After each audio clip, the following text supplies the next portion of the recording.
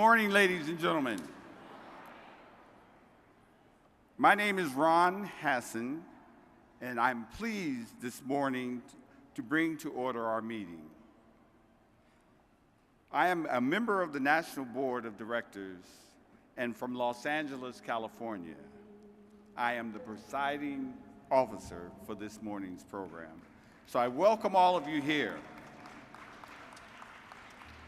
We would first like to start the meeting this morning. We have an announcement from Dr. Hazel Dukes. So let's start our meeting with this announcement that Hazel has to bring to you. Dr. Dukes. Good morning, delegates and alternates. It is now, Ms. Sweetlove, what is the time? 9:50 at 10 a.m. Those delegates who have done all the requirements for the nomination, your forms must be brought to those persons who are standing in front of us. Mrs. Gloria Sweetlove, President of the Tennessee State Conference, is the timekeeper for this occasion this morning. Please, if you're not here at 10, don't bother to come. At 10 o'clock, that's the procedure, that is the Constitution and bylaws. Thank you very much. They will stay until Mrs. Sweetlove gives them the time to move. Thank you very much. Thank you, Ms. Dukes. I am joined this morning by Zafar Brooks, a member of Special Contribution Forum, Board of Trustees from Fountain Valley, California. Mr. Brooks, parliamentarian for this session. Please stand. Yes, let's hear it from Mr. Brooks.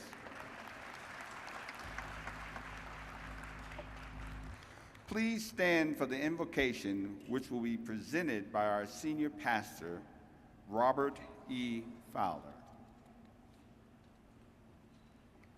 Mr. Fowler, everyone stand, please.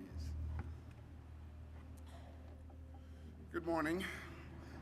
Heads are bowed and eyes are closed. Eternal God and Heavenly Father, we thank you this morning for the precious privilege that belongs to us to be able to gather together in this place. Thank you for our early morning rising and our safekeeping today. Thank you for your protection as we traveled from our homes to this destination. We've gathered here today to give honor to the National Association for the Advancement of Colored People and their 105th convention located here in our precious city. Thank you for the Silver City. Thank you for the place where we work hard and we play even harder. We've gathered together here for the cause of justice and equality. We pray, Father, that you would give us minds that would be able to be successful as we strategize about this cause. Help us to use all of the brains that we have and all that we are able to borrow. We pray, Father, that you would assist us as we move along our journey, that oftentimes we may struggle, but help us not to give up when we stumble. Remind us that pain has purpose. We pray, Father, that our success would be granted by you.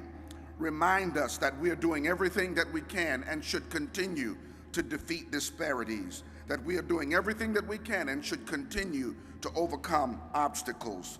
Remind us as we are fired against that no weapon formed against us would prosper.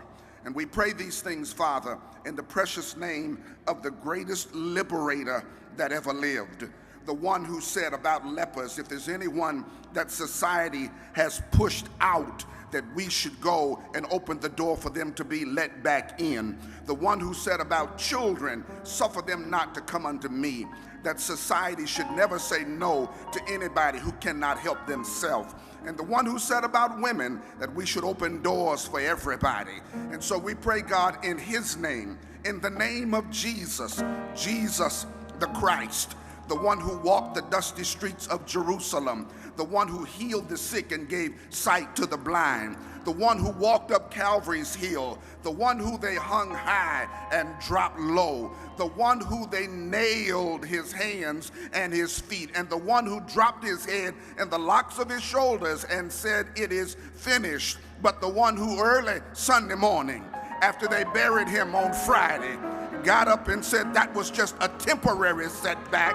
I'm getting up now with all power in my hands." And we pray in his name that we might do the same as he has done. In Jesus' name we pray. And everybody that agreed said amen.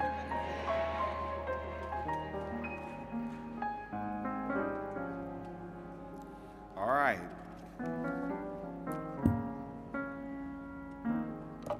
Moving right along with the program. See if we can get on schedule again.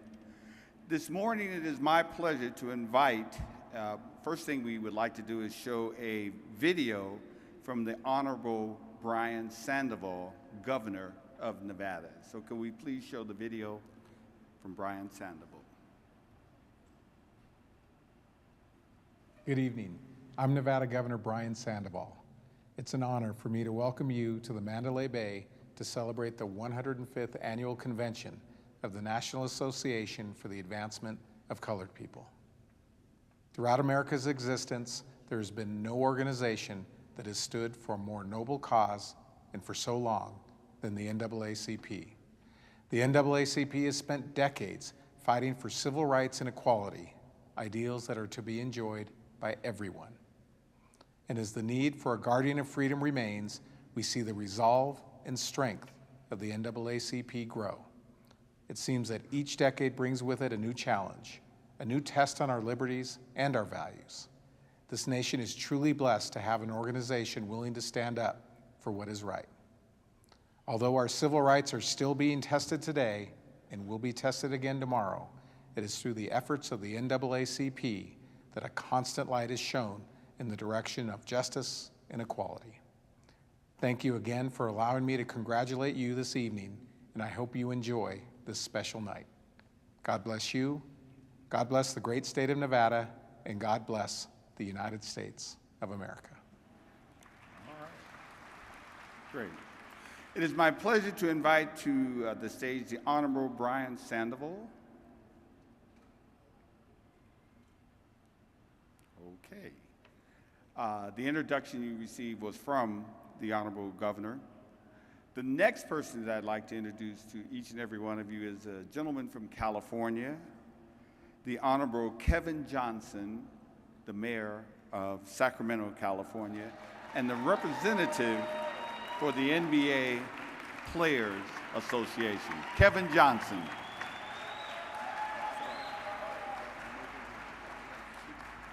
Thanks for having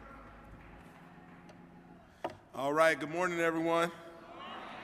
I want to say thank you very much. It's an honor for me to be here today. I want to just give one big shout out to everybody affiliated with the NAACP. Let's give them a round of applause.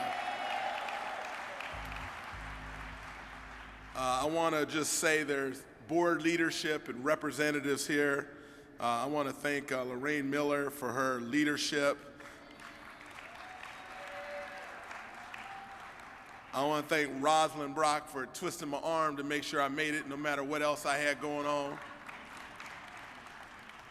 I want to thank all the members of the board of directors, all the delegates from all around the country, and I also want to give a round of applause to Cornell William Brooks, the newly elected CEO of the organization.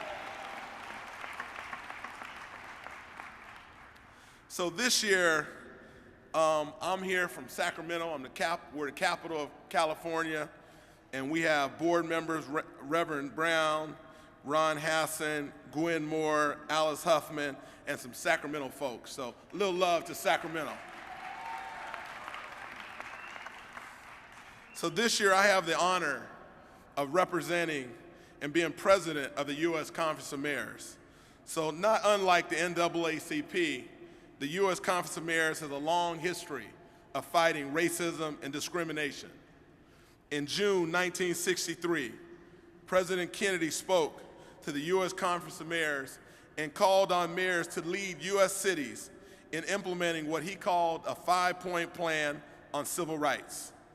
The mayors heeded President Kennedy's call and collectively supported a series of policy actions designed to move our country forward toward racial equality.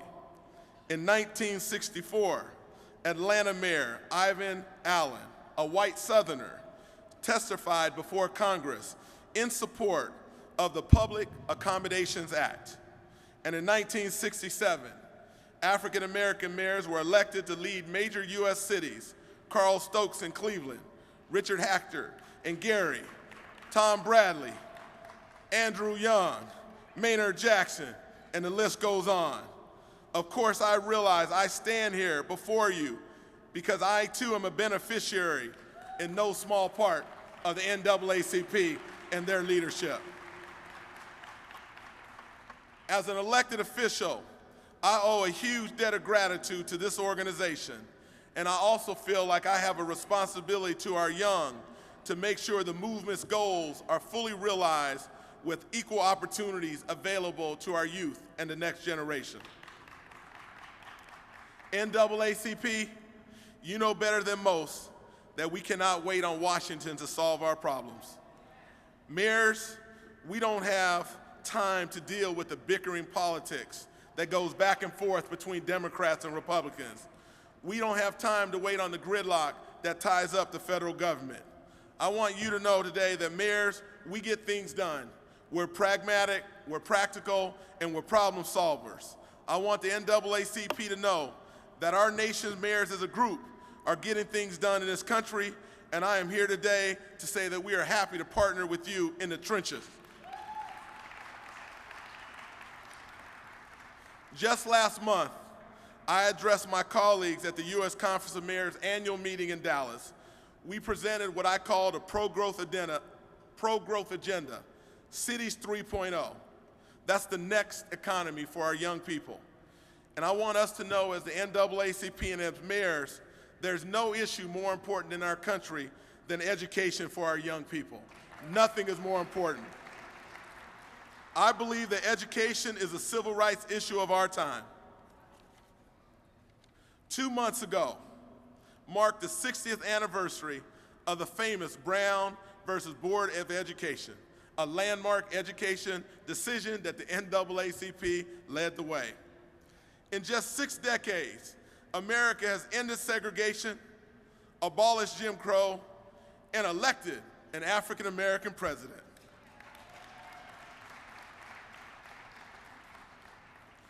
But the struggle for equality is far from over. Nationally, unfortunately, just 4 out of 5 of our African American students are reading at grade level in 3rd and 4th grade. 75% of our young people, if they're not reading at 3rd grade by the time they leave, they never get caught up. In fact, 3 states are building prisons based on 3rd grade reading scores. Yes, there should be a gasp for that. And nationally, only 52% of African American males are graduating from high school. There is a national crisis when it comes to our children in this country. So I want to let you know that we need to have a frank conversation going forward. It will require all of us to think differently. We've got to make sure we have highly effective teachers. We got to make sure we have great school options for all of our children, whether they're called public charter schools or traditional schools. We've got to make sure that we create high standards and high expectations. I am proud to say that right now today in Washington, and I would have been there had it not been for Rosalind telling me I needed to be here. I could have been hanging out with President Obama at the White House. But no, Rosalind said, you don't have an option. You need to be here in Las Vegas. President Obama announced my brother's keeper, and he's talking about what we all need to do to make sure our black boys have an equal opportunity in this country. He's brought together mayors from around the country. He's brought together the NBA Commissioner Adam Silver. He brought together mayors and from big cities and small cities. He brought together black mayors and white mayors around this country today. He brought together the NBA Players Association, Chris Paul, they are back in D.C. right now talking about what we can collectively do to make sure our black boys are delivering in this country. So let me leave you with this. It's a sobering thought, but I want to leave you with this when you think about our young people. And again, I say to you, sitting in the front row, count me as a part of the solution. I want to be on your team. I want to be on your team. On February 1st, 1960, 4 students from AT&T went to the lunch counter in Greensboro, North Carolina, and demanded to be served. And here we are in 2014, where 4 of our students will sit down at the lunch counter where they are welcome, and unfortunately, they cannot read the menu. NAACP, you got to lead the way. God bless you.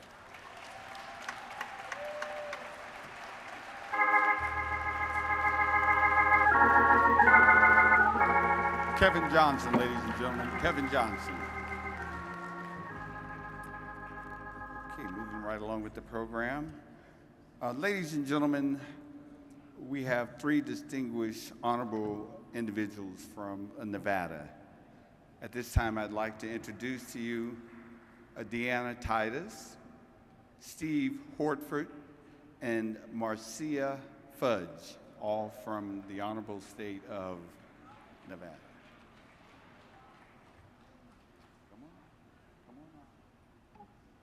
I think we're going to have them one at a time. I was told they were going to all 3 come out. Thank you very much. Sure.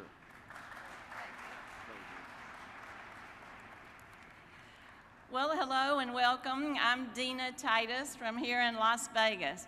I got up this morning and I read the paper, and Chairman Brock, this is what I saw. Front page, top of the fold, looking good. If I could get that kind of coverage from the local press, I'd be in good shape, I'll tell you. And also, President Brooks, I saw a similar story in the Washington Post about you recently, too, so congratulations. I welcome you and all of the members from across the country who are here in Las Vegas, and I want you to know you are in the heart of my district. District 1 stretches from the airport down the Las Vegas Strip through the Arts District to kind of hip, exciting Glitter Gulch downtown. But what's really exciting about it is that it's the most diverse district in the state. We have the Asian West Side, we have the Hispanic East Side, we have the Greek and Armenian churches, we have the Ethiopian cab drivers, we have mosques and synagogues. It is the face of America right here in this district. So protecting minority rights and preserving equality for all are paramount in this district. And so my priorities range from getting scholarships in the STEM fields for minority students to pushing for comprehensive immigration reform. And in those areas, you and I are partners, so I thank you for that. I'd also just like to say a special thank you and hello to our local president, a longtime friend of mine, Frank Hawkins. Frank, I hope you are here this morning. Frank is well known for his public service in this community, whether it is mentoring and sponsoring young athletes or providing low-income housing for seniors. He is always on the front line, and we thank him for his leadership. And I want to give a little shout out to Reno Sparks contingent who's here. Where are y'all? All of Nevada welcomes you, not just District 1, so please know that as you enjoy your time here in Nevada. You know, your theme for this year's conference is a critical one. I don't have to tell you that. But who could have imagined that almost 50 years after we passed the historic Voting Rights Act, we would still be fighting to protect suffrage in this country, still be struggling to ensure equal and fair access to the ballot box for all people. Yet today, despite progress that has been made under the Voting Rights Act, disenfranchisement and discrimination still exist in our electoral system. Some 22 states have enacted laws that negatively impact the voting power of seniors, young people, minorities, and the disabled. And the situation has gotten worse since the June 2013 decision by the Supreme Court in Shelby versus Holder. And I say it's gotten worse because following that decision, a number of states moved quickly to enact laws because they were no longer covered under the Voting Rights Act provisions. They enacted laws that would implement voter ID programs, cut voting hours, purge voter rolls, stop same-day voting, and minimize early voting opportunities. And included in that list were not just the states that had been covered by the Voting Rights Act, but others like Kansas, Ohio, Wisconsin, Pennsylvania. I am proud to say Nevada is not on that list thanks to our state legislators. These actions have been justified primarily as the need for budget cuts and to root out alleged voter fraud, which has never really materialized. The upcoming election in November, which will be so critical in terms of our turnout, will be the first test for these laws in 15 states. But I'm proud to tell you, in the meantime, people are fighting back in several ways and on several fronts, and the NAACP is leading that effort. Thank you for your courageous battle. You know, we see this in several different kinds of forums. One way is by marketing the issue, by getting national press attention to it. That is happening with your Moral Mondays that were started by Reverend Dr. Barber of North Carolina. Are you here, Doctor? Thank you for that. It was started in North Carolina and has been replicated in South Carolina, Florida, and Georgia. Keep up the work because the press is looking at you and the nation will follow and watch you as well. You know, the Justice Department is also trying to use Section 2 of the Voting Rights Act to undo some of these laws, but I can tell you it's a lot harder to undo them than it was to prevent them in the first place. The third effort, and again the NAACP is out front, is using the vote itself. Registration drives you are conducting, turnout you're emphasizing, using this year to remember Freedom Summer and the historic events around the Civil Rights Act to remind people how critical it is that they turn out to vote in the upcoming election and every election going forward. This is a right to vote that people fought and died for and must be exercised in order to protect it. And finally now, Congress must act. I was backstage listening to the mayor talking about the gridlock in Congress. We have got to move forward to fix the problems caused by that Supreme Court decision. I'm proud to be a co-sponsor of the bill that's been introduced by the historic civil rights hero, Dr. John Lewis. That's called the Voter Empowerment Act. We need to get that passed through Congress to fix these problems and ensure equal access to the ballot.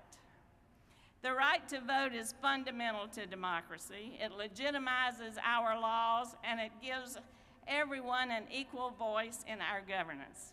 Men and women have fought and died for this precious right. We must now do all we can to protect and preserve it. As your own President Brooks has stated, we must refuse to give up, refuse to give over, and refuse to turn it in. If you will be there, I will be there with you. I can promise you that. So again, I want to thank the NAACP for all you do in your courageous and tireless battle on this front and on others. And if I can close by just humbly borrowing from Dr. King's admonishment about injustice, we need to remember voter suppression anywhere is a threat to voters everywhere. Thank you very much for being here. Thank you.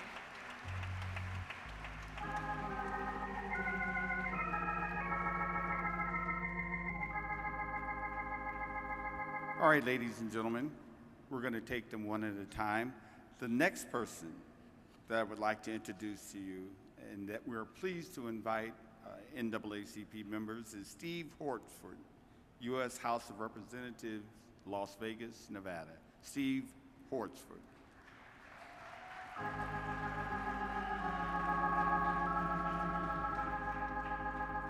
Good morning, NAACP. Are you fired up? Are you ready to go? Are you fired up? Are you ready to go? I'm in the right place. To Chairwoman Brock, President Brooks, and all of the delegates of the NAACP National Convention, it is such an honor to be here to help welcome you along with my colleagues here from the great state of Nevada. I'm Congressman Stephen Horsford, newly elected member from the 4th District here in Nevada.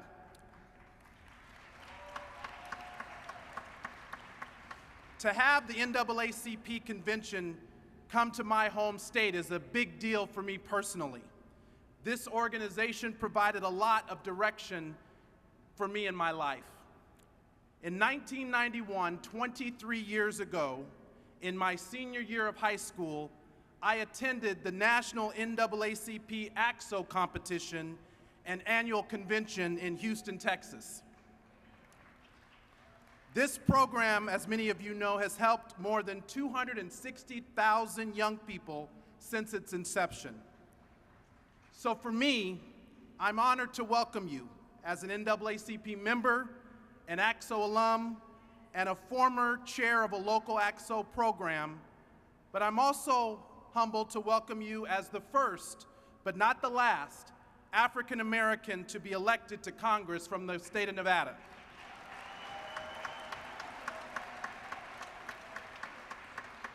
It was my start at that AXO competition in the oratory category that helped me find my voice and to realize I had a place in this great country.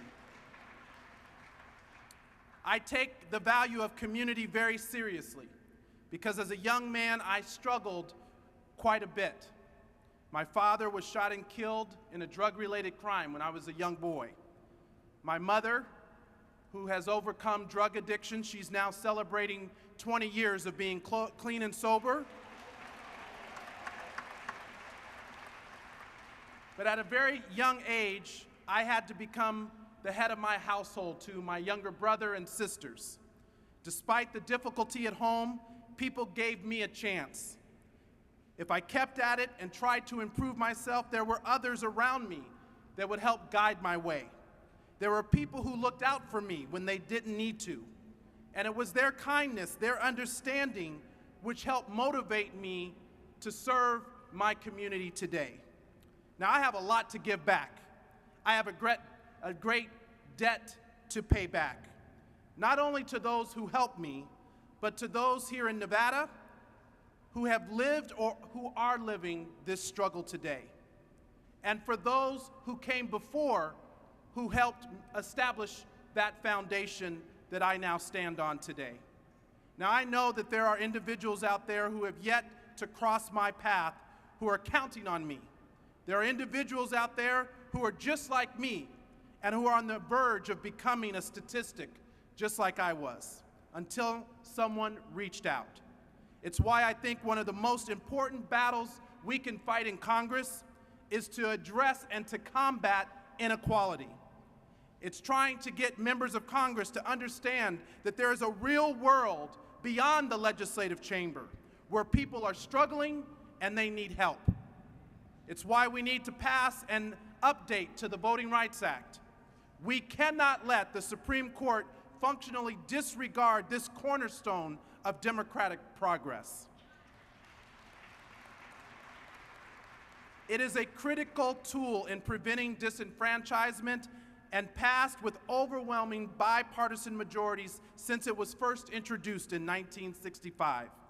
It is vital that Congress works together to safeguard our country's most sacred right, our right to vote. It is also vital that everyone, regardless of race, sex, or political party, have access to the ballot box that defines our country's government. It's also why we need to fight income inequality and raise the minimum wage to ensure that women are paid a fair and equal wage. It's why we need to renew unemployment insurance for those who are struggling at no fault of their own. It's why we have to create jobs, make housing more affordable, and ensure access to higher education. We need to do that so everyone has a fair chance to the American dream. Personally, I'm calling on Congress to pass a bill that I've authored that's been endorsed by the Congressional Black Caucus called the Universal Respect Act. It's a bill that builds off of a proposal the President mentioned last July, calling for a review of law enforcement training practices across the country and to end racial profiling wherever it may exist. It would require the recipients of federal law enforcement grants and training facilities to ensure that they do not engage in racial profiling. And if they do, they can lose federal funding as a result. It requires the Department of Homeland Security to work with an advisory board to develop model training for law enforcement practices that, again, prevents racial profiling. This is a bill that is a companion piece to Representative John Conyers' In Racial Profiling Act. They're both two sides of the same coin designed to combat discrimination and unjust treatment. Neither bill, however, is an indictment of law enforcement. Their jobs are immensely difficult, and they put their lives on the line for our personal safety. It does not hinder the ability of police officers to do their jobs. It does, however, seek to ensure that they are operating within constitutional boundaries so that all citizens enjoy equal protection under the law. Because we need to feel safe. We need to feel safe in our neighborhoods. And that means making sure that those keeping our streets safe are treating individuals with the dignity and the respect that they deserve. So inequality is a big problem in the workplace, at the ballot box, and in our neighborhoods. But there are champions in Congress fighting for you. And one of those champions I have the honor of introducing now, Congresswoman Marcia Fudge. As the chairwoman, Congresswoman Marcia Fudge is from Ohio, Cleveland, Ohio. She serves as the chairwoman of the Congressional Black Caucus, and she has been a steadfast voice for voter protection, fair labor practices, and civil and human rights. She is a true public servant who brings a hard-working, problem-solving spirit to Congress. She has fought to protect our safety net, to improve access to health care, and to ensure that healthy food and quality education are there for every American. She's a personal friend of mine, a great mentor. I'm proud to call her my chairwoman, Marcia Fudge.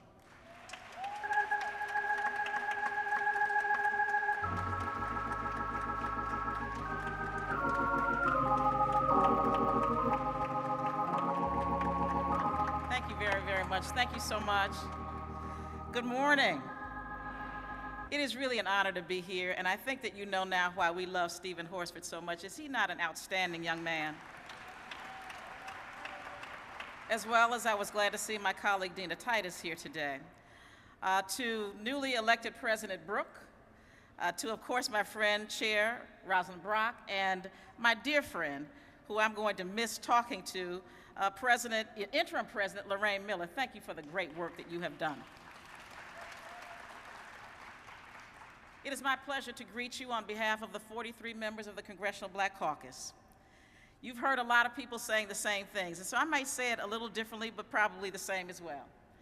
This year, you know, we have had a great year of reflection, a great year of recommitment as we commemorated several milestones in the history of civil rights.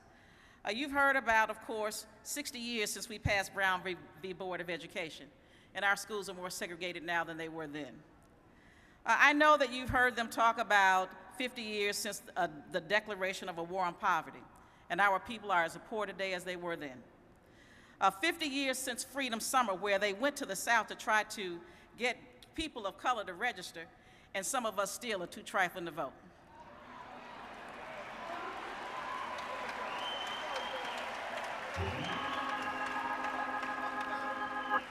How hard can that be? Oh, let me go on, because I get carried away.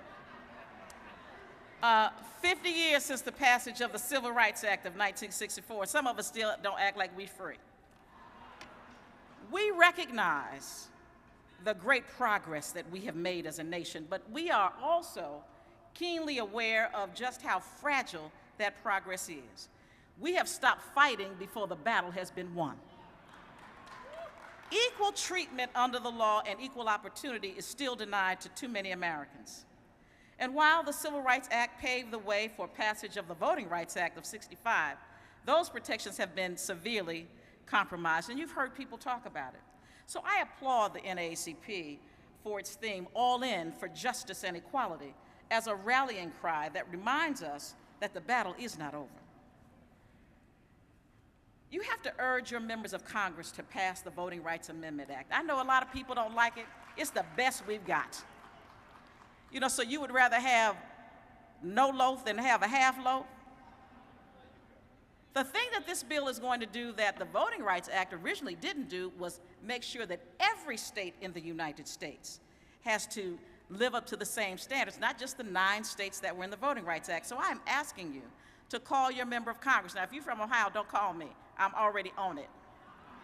Call your member of Congress. Send them a note, do a tweet, an email, something. Because from every one of you that they hear from, they think 50 people think the same thing. So make sure you contact them. Now, I'm going to say just a couple more words, and I'm really going to take my seat because I know you've heard from a lot of people today.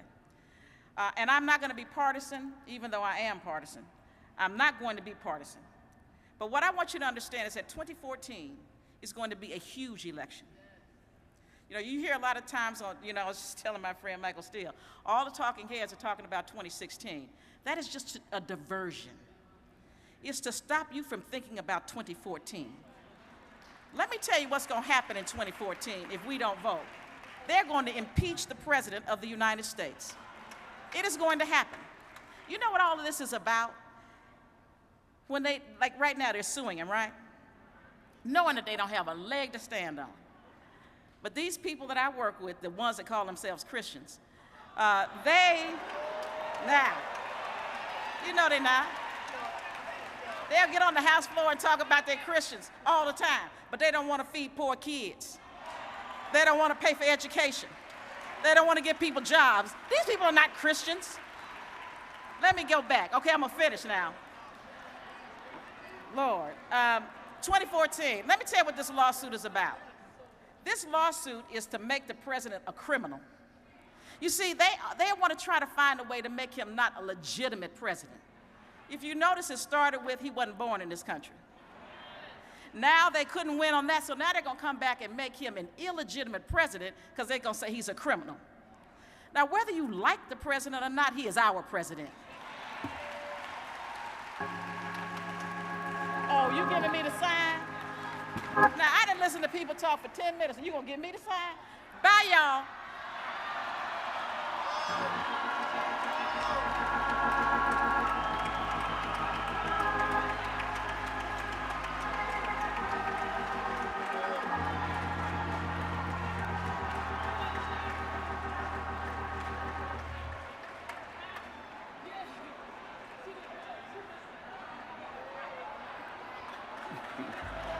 Truth to power. Truth to power.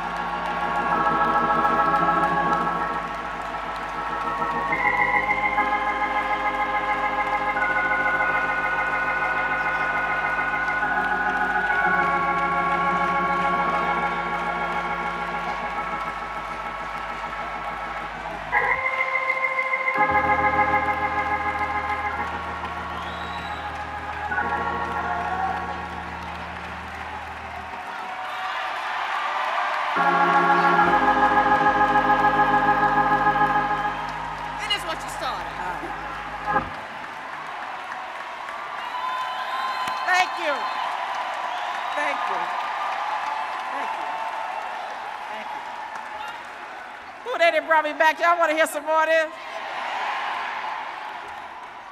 I work at a place that is so mean. No, really, really, these people are really sick people. These are the same people who have voted more than 50 times to do away with the Affordable Care Act. And let me tell you what, it's one of the best things that ever happened to poor people. Not just black people, poor people. These are the same people that don't want to expand Medicaid or Medicare. These are the same people that don't care about their own mothers and cousins and sisters and brothers. And so I'm just asking you, don't let them do it. Don't let them vote another time, this time with a majority, and do away with the Affordable Care Act. Because these children who have pre-existing conditions, they need it. Our senior citizens need it. The people who buy prescription drugs, they need it. So please, don't let them do it. So fool them one more time. They never believed that this many of us would vote last time. I need you to vote this time. Vote like your life depended on it. Vote as if the lives of your children depended on it. Now, I can't tell you who to vote for, but I know who you ought to vote for. Me.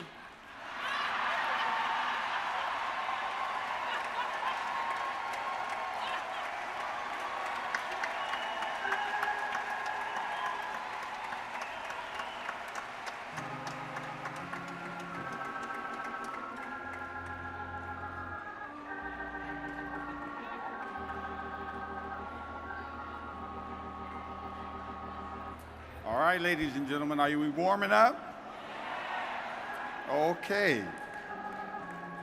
At this time, I have a presentation. We now have the presentation of the William Robert Ming Advocacy Award, which is given annually. This award is presented to a person with a legal professional who has provided outstanding service in the area of civil rights. At this time, I am pleased to call to the podium Kim Keenan, General Counsel, NAACP, Baltimore, Maryland. Kim?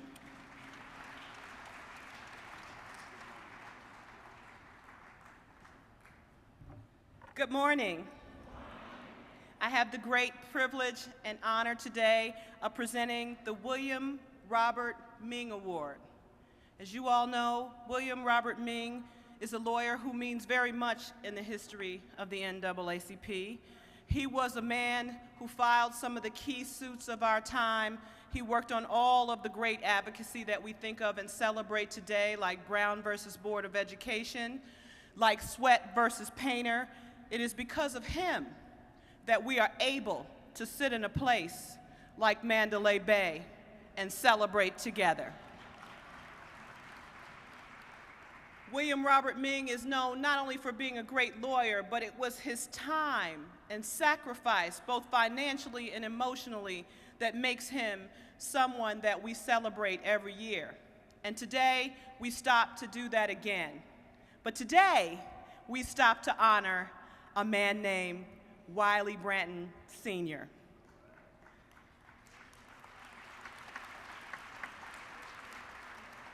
As many of you may recall, we stood on a stage very much like this in California, and we celebrated a man named Leo Branton. And as you all know on the West Coast, Leo Branton was the man who integrated the juries. And as a young girl in Buffalo, New York, I remember watching TV and seeing a woman named Angela Davis. And I remember thinking to myself, oh Lord, they're gonna take this black woman to jail. But I didn't know what I know now. And what I know now is that Leo Branton was her lawyer. And because Leo Branton represented Angela Davis and people like Nat King Cole, we stand a stronger people today. And so there was a brother, and that brother was Wiley Branton Sr.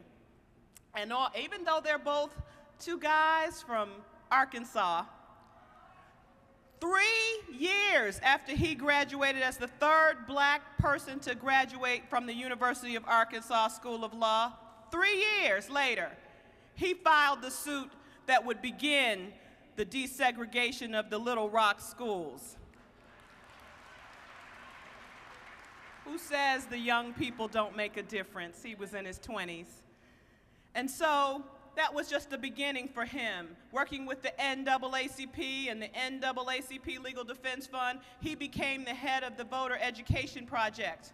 And he fought to make sure that we understood our voting rights, because we were at a time when it was dangerous to make sure that people in the South knew that they had the right to vote.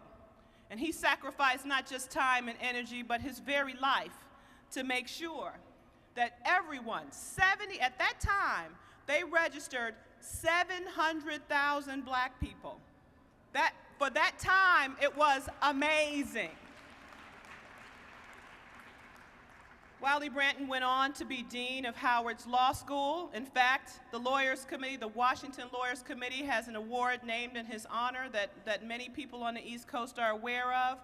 But his legacy is with us today, because even as we fight against these restrictive voting rights, we have this history of a man who fought with less than we had.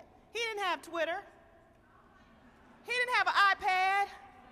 He didn't have organized people that he could reach with the touch of a button, but yet he fought so that we might have the right to vote. So we should be energized and all in for justice as we carry his spirit with us every day. Unfortunately, as we know, Wiley Branton Sr. has passed away. But when his brother was here with us in California, he whispered in my ear, "My brother should have that award too." And I remember telling him if we had had more Branton brothers, a lot of this work might be done. Because between the two of them, they had done just about everything. But today, we have his legacy. We have Judge Wiley Branton Jr. here today to accept this award on his behalf.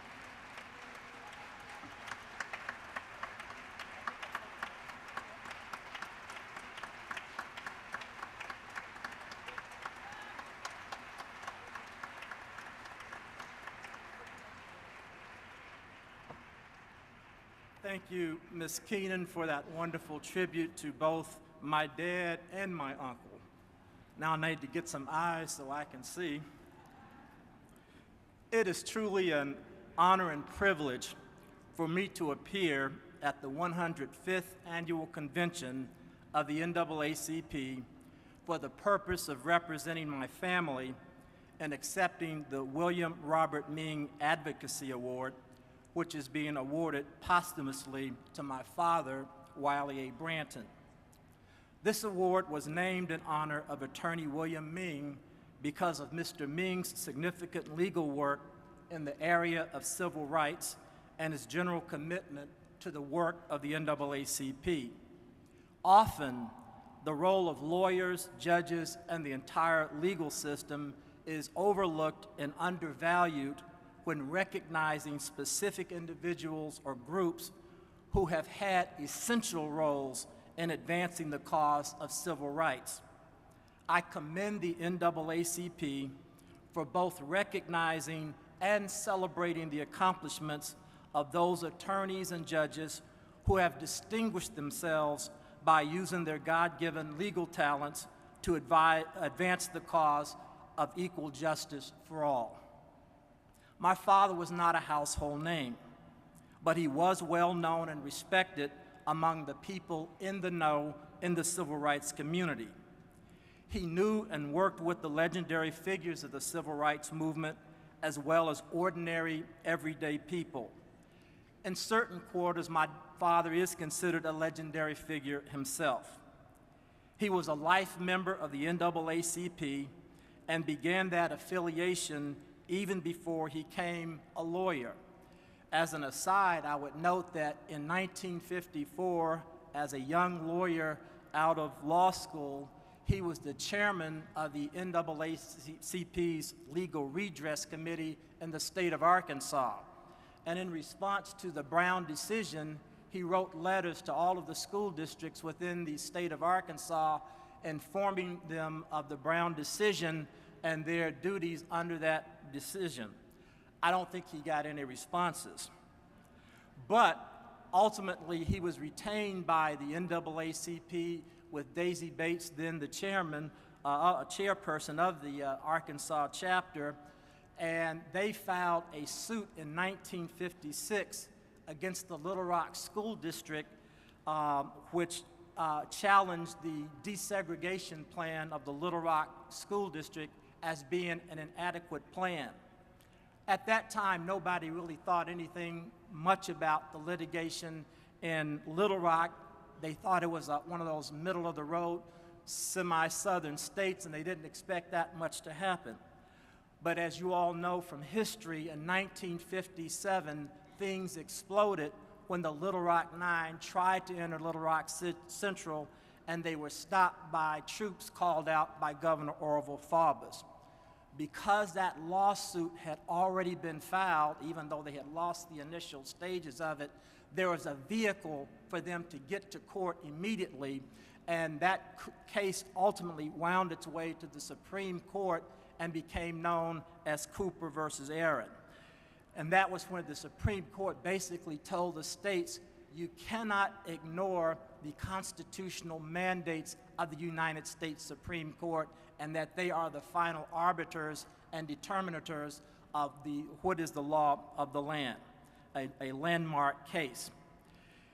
It was also during that time that he developed a close relationship with Thurgood Marshall, because they started getting some help from a side. There were a number of people who were instrumental in that case, but Justice Marshall was certainly one of those people, and he visited Arkansas. My father and both Justice Marshall spent the night in the home of Daisy Bates, and just as a historical note, they shared a bedroom with twin beds in it, but whoever got to the room first would write a sign saying whose bed it was, because the most dangerous bed was the one that was near the front of the house, because that was the one that was likely to be bombed. My family did endure the cross burnings. We did endure the threatening telephone calls. As a child, this was like normal to me, so it wasn't like we were scared or anything, but I'm sure that my parents were very scared for us. In any event, that was certainly one of his landmark cases, but beyond that, I would cite his work in voter education, getting people registered to vote, Dean of the Howard University School of Law, and his lifetime commitment to civil rights. If my father were, I would also note that my father was a dedicated family man. He and my mother, Lucille Branton, shared over 40 years of marriage as of the time of his much too early death in 1988 in Washington, D.C. My mother died 10 years later. In addition to me, my parents had 5 other children. If my father were alive today, he would, of course, humbly thank the NAACP for this award. He would be very pleased to join the ranks of prior recipients of this award, which include many distinguished members of the legal profession, including, as Ms. Keenan mentioned, his brother Leo. If my dad were standing here, he would also do a roll call of a number of lawyers across the southern states who put their lives and legal careers on the line by being ready, willing, and able to take on civil rights cases with all of the challenges and dangers that go with that undertaking. And finally, I don't know if my father would say this or not, but I will. As we gather here today, and as we consider the significant progress that has been made in the area of civil rights and our access to equal opportunities, and remembering some of the things that the prior speakers have said, we should all appreciate that we do stand on the shoulders of those who have gone before us and have paid a heavy price, a very heavy price, to get to where we are today. Now, I realize there's some things that are beyond our control. We can't always control what the government does. We can't always control what racists do. We can't always control what our school boards and our educational systems do. But in view of the heavy price that has already been paid, and from my perspective as a judge who hears juvenile division cases, I find it very disturbing that so many of our people do not take full advantage of the educational opportunities that we do have, and that so many people who could vote don't. And case in point, if you look at a school board election which is not attendant upon a national election, you have exactly the lowest turnout that you will see for any other election.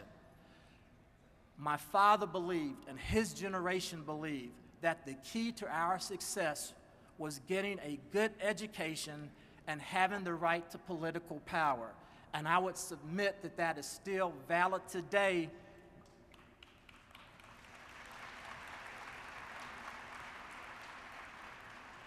But so many people blow that off. It is my hope that awards like the William Robert Ming Advocacy Award will remind us that as a people, we do have an obligation to take full advantage of the opportunities that others have fought so hard for us to have. Again, my family thanks the NAACP for awarding Wiley A. Branton with the William Robert Ming Advocacy Award. Thank you so very kindly.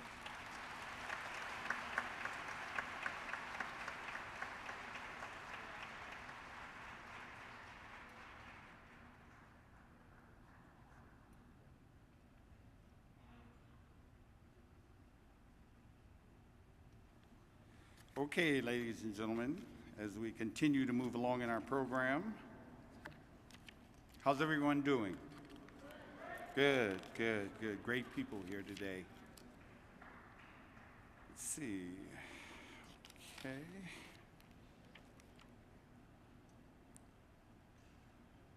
Dean Willie Bratton.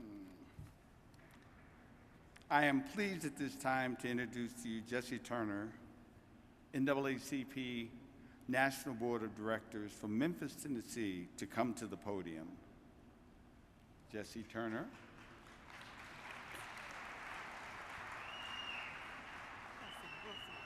Thank you. Good morning. Before I begin, I wish to recognize my daughter Christy, my son Brian, my niece Rachel, and my wife Joyce. Last Monday, we celebrated our 35th anniversary. Thank you.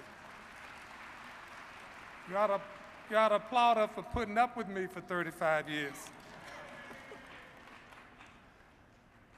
Chair Brock, Vice Chair Russell, NAACP delegates, friends. Our enduring gratitude is richly deserved by NAACP board member Lorraine Miller, who graciously and unhesitatingly agreed to accept the onerous responsibility of serving as interim president, CEO of the NAACP, during what would be an uncharted course for a transition period, while the search for a permanent replacement for President CEO proceeded. She faced each day of new challenges calmly, with assurance, and proceeded with grace and clarity to achieve appropriate resolutions. Lorraine assumed this post well prepared, with exceptional credentials and experience. She had held leadership positions with the FTC and the FCC. She had also worked for 3 speakers of the United States House of Representatives, Jim Wright, Tom Foley, and Nancy Pelosi.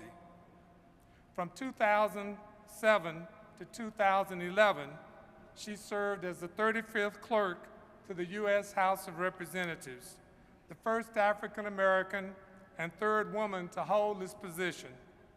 As clerk, she managed the daily operations of the U.S. House, overseeing 9 departments and 270 employees. Finally, her volunteer NAACP experience includes 6 years as president of the Washington, D.C. branch and 6 years as a member of the NAACP National Board of Directors, to which she now returns. During her time on the board, she led the Advocacy and Policy Supercommittee and was a stalwart member of the Finance Committee, which I chair. For the NAACP, the 60th anniversary of the Brown versus Board Supreme Court decision became even more significant as our NAACP National Board of Directors elected a new president CEO who became the 18th such national leader in the 105th year of our history, Cornell William Brooks. Mr. Brooks joins us with an exemplary portfolio. He has worked as senior counsel for the Federal Communications Commission and as a Department of Justice trial attorney. His civil rights experience includes executive director, New Jersey Institute for Social Justice, executive director of the Fair Housing Council of Greater Washington, and a trial attorney with the Lawyers Committee of Civil Rights under the law. A fourth-generation ordained minister, he was an honors graduate in political science from Jackson State University, received a Master of Divinity degree from Boston University School of Theology, and earned a Juris Doctorate degree from Yale Law School. An attorney, activist, congressional candidate, and pastor, he is a columnist who has written for several newspapers. He has said, and I quote, "My life is the direct product of the legacy of the blood, sweat, and tears of the NAACP. And so today, I am particularly mindful that the NAACP has made America what it is, and certainly made my life possible. And we are all grateful heirs of that legacy," unquote. It is a privilege to present first Lorraine C. Miller, former interim president and CEO, NAACP, from October 2013 to June 27, 2014. And following her, it is with immeasurable appreciation and great expectations that I present NAACP President Cornell William Brooks. Please show an NAACP welcome to the Honorable Lorraine C. Miller.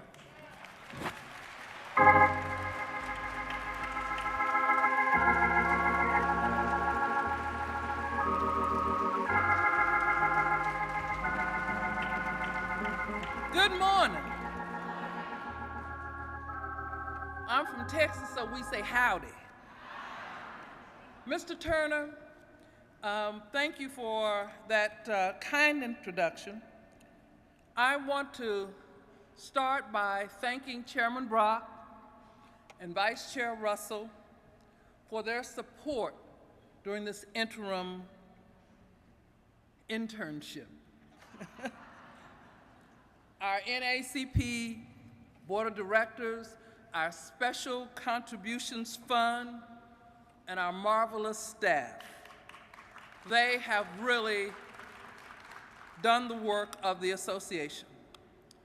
But I really want to thank the thousands of you, ladies and gentlemen, the volunteers, the presidents of our local branches, the secretaries of the branch, which are probably more powerful than the president of the branch, to our state conference presidents.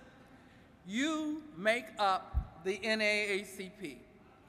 And you know, one of the things, I have really been inspired and motivated. If you think that you kind of know things, I sat through the opening ceremony Thursday night of AXO. And then I attended the closing ceremony yesterday. Ladies and gentlemen, what Larry Brown and Tony Waller have done, and all of the volunteers that worked on AXO, our young people are on the move. I was so proud. Larry, you did a marvelous job. The AXO program was just outstanding. And to see the 600 young people that marched in the March of Champions coming through, oh, beautiful, NAACP. What we're doing with AXO, it deserves your support. Every branch should have an AXO chapter. Since November 1, 2013, it has been my high honor and a labor of love to serve as your interim president and CEO. And I came to this position viewing the NAACP from several perspectives. One, from the perspective of a child growing up in Fort Worth, Texas, being involved in the youth council there, and after college, being involved as an adult. 2, after moving to Washington, D.C. to attend grad school and getting involved with the Washington Bureau through Althea T.L. Simmons and Mitra Jackson, to Mrs. Evelyn Vincent. Mrs. Vincent was the then membership chair at my church, Shiloh Baptist, who insisted that I attend a local NAACP branch meeting with her. And shortly after attending the meeting with Ms. Vincent, I became the second vice president. And then after a few years, I became the first vice president. And then 25 years later, I'm the president in 2004. Third, I have seen us as a national board member since 2007 and as the chair of the Board Advocacy and Policy Committee. So you can imagine I felt real comfortable in knowing this organization as I began the stewardship position. But nothing prepared me for the length and breadth and dynamism of the power of influence of the NAACP. From the United Nations to the local branches across our country, the NAACP shines as a powerful beacon to the world. Meeting with industry giants, high government officials, governors, state representatives, county officials, foreign ambassadors to local labor leaders and other civil rights organizations, the NAACP stands strong, it is respected, and highly sought after. My friends, the NAACP has power.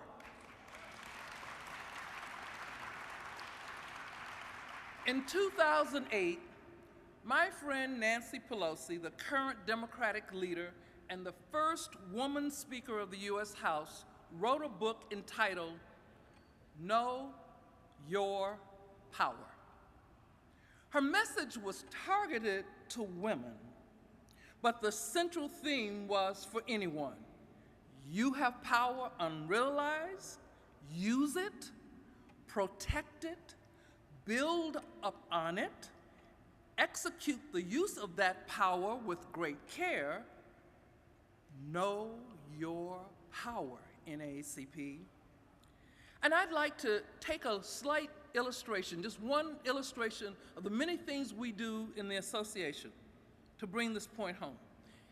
Again, in 2008, when America elected its first president of African descent, the NAACP flexed its muscle as a leader in the struggle to maintain the right to vote as sacrosanct to all Americans. And in 2012, we were the only national, nonpartisan African-American electoral program in the country. Know your power, NAACP. You registered 366,823 new voters. You, NAACP, targeted 226,412 infrequent voters, but more importantly, you turned them out to the polls. Know your power, NAACP. You eclipsed our 2008 high watermark for registration totals that were 3.5% greater, and the GOTV universe twice as large. Know your power. And the final result of the NAACP efforts for the 2012 elections, ladies and gentlemen, was a whopping 202,347 GOTV contacts nationwide. You did that, NAACP. Know your power. We have seen the power of what the power to elect can do. We helped to elect President Barack Obama because we don't have permanent friends, just permanent interests. And as our midterm elections approach us in this November, we have another opportunity to flex our muscle. The midterm elections, in many ways, are more important to our daily lives than the presidential elections. Yes, there are congressional elections, but there are also elections for state representative. And if you would remember, we talked about earlier, Ms. Titus talked about the voter suppression laws and restrictive ID voter laws that are coming from 22 states around the country. We have state representative elections coming up. Here, my friends, is another opportunity to send a message to state legislatures that we are paying attention to what they're doing. It won't be easy, but we can mobilize and organize and vote them out. The midterm election season is for county commissioners, for city council members and school board members, where the delivery of local services such as the garbage pickup, road repair, education, healthcare services are decided. But we can only ensure that these services are available and maintained if we make sure that everyone within our sphere of influence votes. We have power in NAACP. We must continue to use it effectively. Lastly, I want us to be mindful that the demographics of this country is quickly changing. Did you know that it's projected that we will become the majority minority by 2025, just a few short years from now? That should say to us in NAACP that we must continue to use our power at the ballot box to further influence the direction of our nation, that we must continue to educate our NAACP community and members of the ongoing struggle to pull the levers of power. I believe that a fitting legacy to President Obama, since he will no longer be at the top of the ballot, is for us to redouble our efforts by turning out en masse, as we did in 2008 for the midterm elections this November, because NAACP, we know our power. There is power, power, wonder working power in the blood of the Lamb. There is power, power, NAACP power in the precious blood of the Lamb. And so, my friends, as we have entered this new phrase, I am so pleased that we have found a new leader in Cornell William Brooks. Cornell understands the acquiring and use of power, and he will take us to new heights. Mr. Turner has given you his educational background. He hails from South Carolina, so I'm sure the South Carolina delegation will claim him. But one of the beauties of Mr. Brooks, my friends, is that he's a civil rights attorney and he's a social justice advocate. And his heart and his mind are in the right place.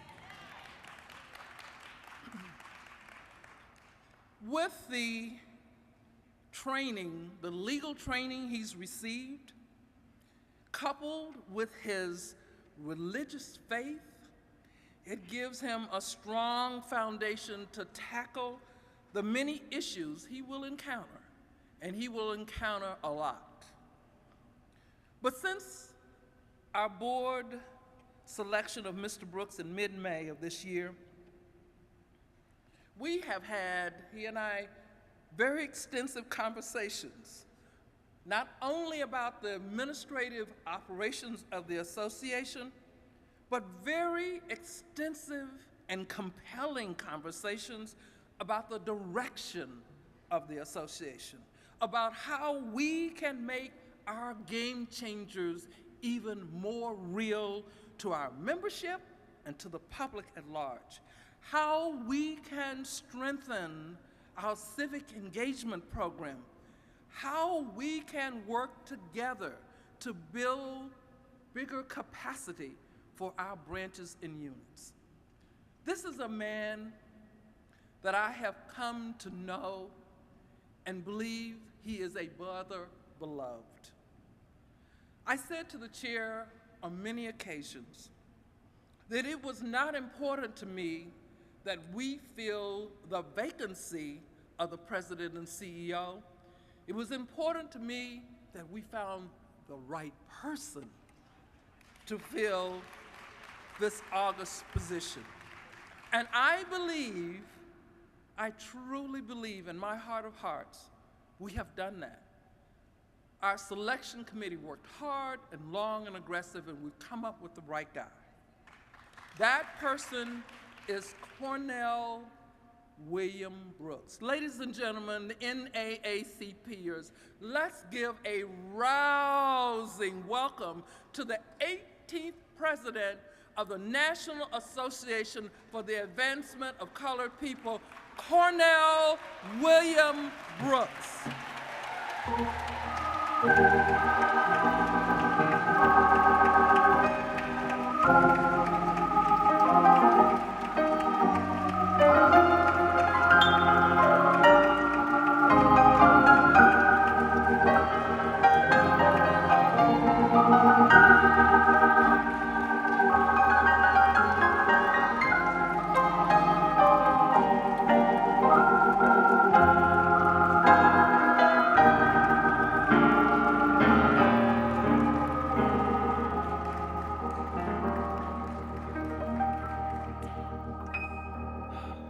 Good morning.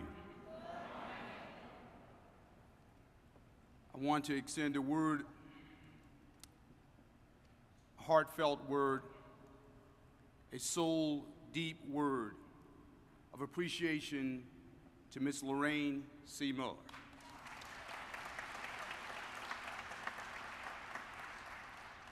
This appreciation is extended with both hands and both arms. One for an exceedingly gracious and generous and song introduction, and the other for sacrificial leadership, unrelenting commitment, and deep dedication to the NAACP over the course of a lifetime.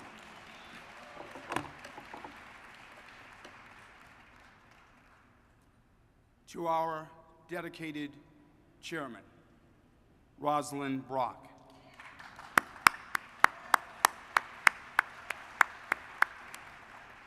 And the dedicated members of the National Board of Directors.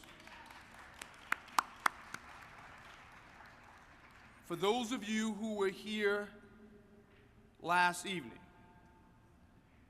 and who have a pulse and who yet have ears, you heard from our chairman, you understood how she spoke, and that she spoke about the pressure is rising, and the NAACP will prevail.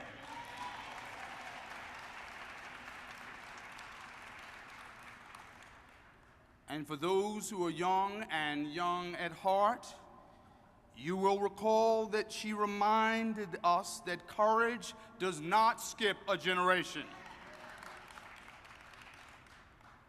To Chairman Emeritus Bond. Last evening, my oldest son said to me that he met Julian Bond. I asked him what the experience was like. He said, "Dad, it was cool." In other words, Julian Bond, self-evident. To Chairman Proctor and the trustees of the Special Contribution Fund, to the largest, most effective force of state conference leaders, unit leaders, and volunteers in this nation, the very heart and soul of the NAACP. We, without you, are like a sail without a ship.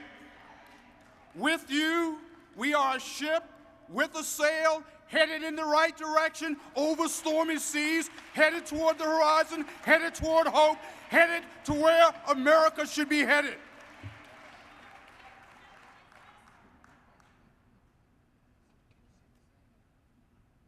To the loyal members and supporters of this great association, the members who work on a volunteer basis, the members who work without compensation, the members who represent our life and legacy, our history and heritage, to our partners and allies, to our honored guests and friends who have joined us this morning, and last, but certainly not least, the most dedicated, sacrificially committed, profoundly skilled and well-abled staff in the entire country.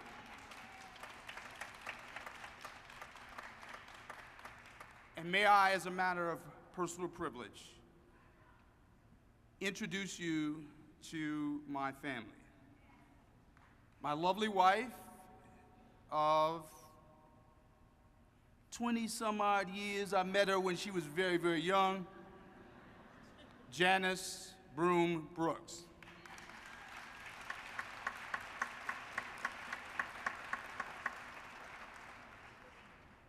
She is beautiful and brilliant, and we've been married for a little while, but I remind her that she is still young enough to be a very pretty girl and just old enough to be a very beautiful woman.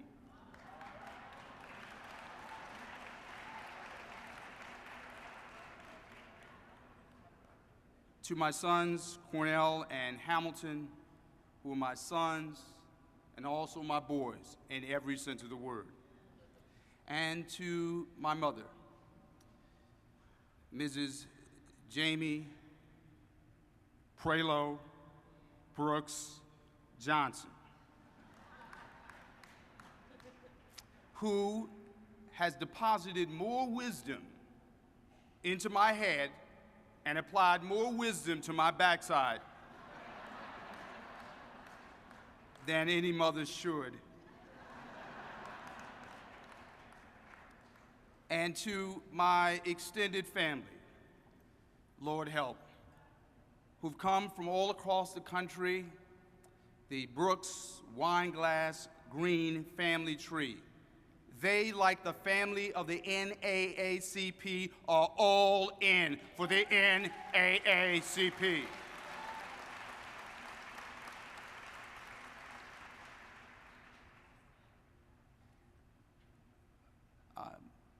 My family members, if y'all wouldn't mind, could y'all please stand?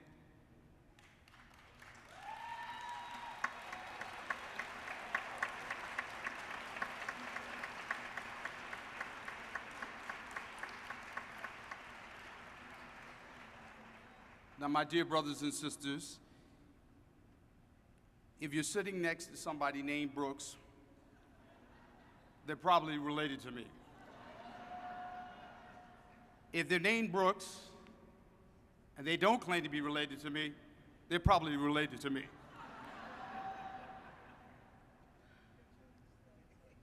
Were you to consult the Gregorian calendar used in much of the Western world, you would be reminded that this morning, July 21st AD, in the words of the historian Doris Kearns Goodwin, is no ordinary time. Were you to consult your cell phone, a mobile device, an exquisite chronograph, a moderately expensive timepiece, or even a less expensive Timex, you would be reminded this morning that it is no ordinary time. For those of you who have come from the East Coast to the West Coast and who are getting up at 3 and 4 and 5 o'clock in the morning, you may be reminded that this day, this morning, it is no ordinary time.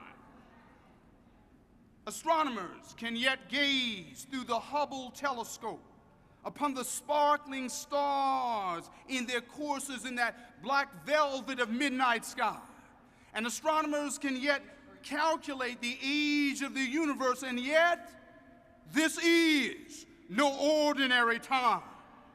Historians tell us that in this 50th anniversary year of a brave band of young civil rights disciples who ushered in a due season of justice not only across the American South, but unto the uttermost parts of this world. This is no ordinary time. There are people in this room who yet remember those times, know this time, and well understand that it was not an ordinary time then. It is not an ordinary time now. Legal scholars will remind us that 50 years ago this year, the NAACP breathed the breath of new life into a dry piece of parchment called the American Constitution by passing the Civil Rights Act. In this 50th anniversary year, this is no ordinary time. 60 years ago, the Supreme Court heeded the prophetic call of NAACP attorneys by handing down the Brown v. Board of Education decision. That decision stood then, and it stands now, for the legal proposition that separate is inherently unequal. But the Brown decision not only stands for the legal proposition that separate is inherently unequal, it also stands for the moral proposition that every child of every hue, of every heritage, from every community has the right to study to show thyself approved.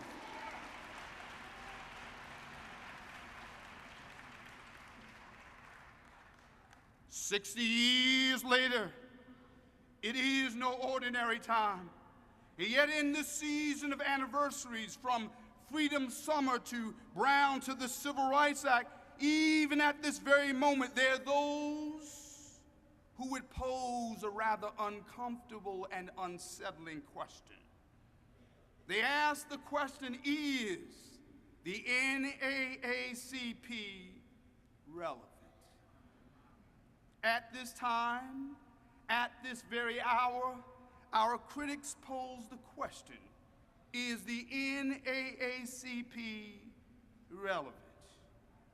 Even in my young tenure, my embryonic and newborn tenure as the president and CEO of this august civil rights body, I find the question wearisome, not worrisome. Though the question is wearisome, not worrisome, it must be answered. Is the NAACP relevant? As important as the question is to some of our stone-hearted critics, and even some of our half-hearted supporters, I want to answer this question not for the critics. Let me answer the question for the promising and powerful 600 ACT-SO participants who lit up the stage and yet lit up and light up our lives. Let me answer the question for them. Let me answer the question of the relevance of the NAACP for the bold and brilliant 1,200 young people who are yet in this convention, yet in this room, standing beside their mothers and fathers, standing beside their aunts and uncles, standing beside their grandmothers and grandfathers, standing as members of the NAACP.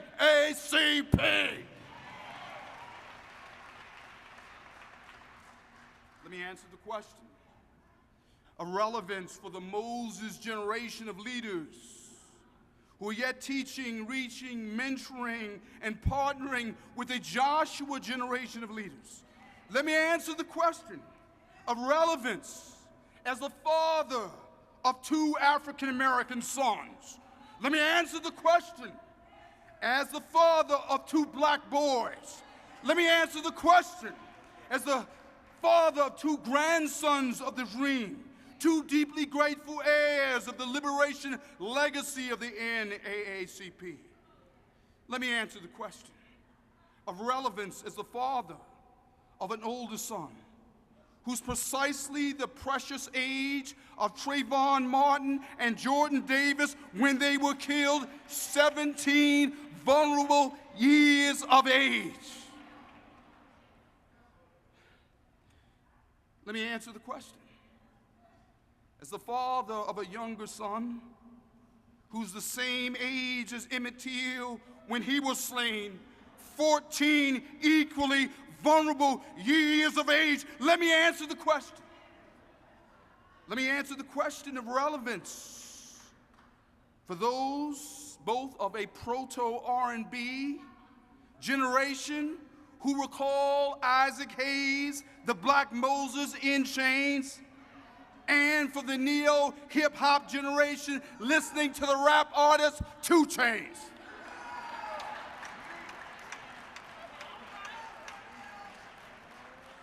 Let me answer the question of relevance for those who know Beyonce as Jay-Z's wife, not Destiny's Child. Let me answer the question.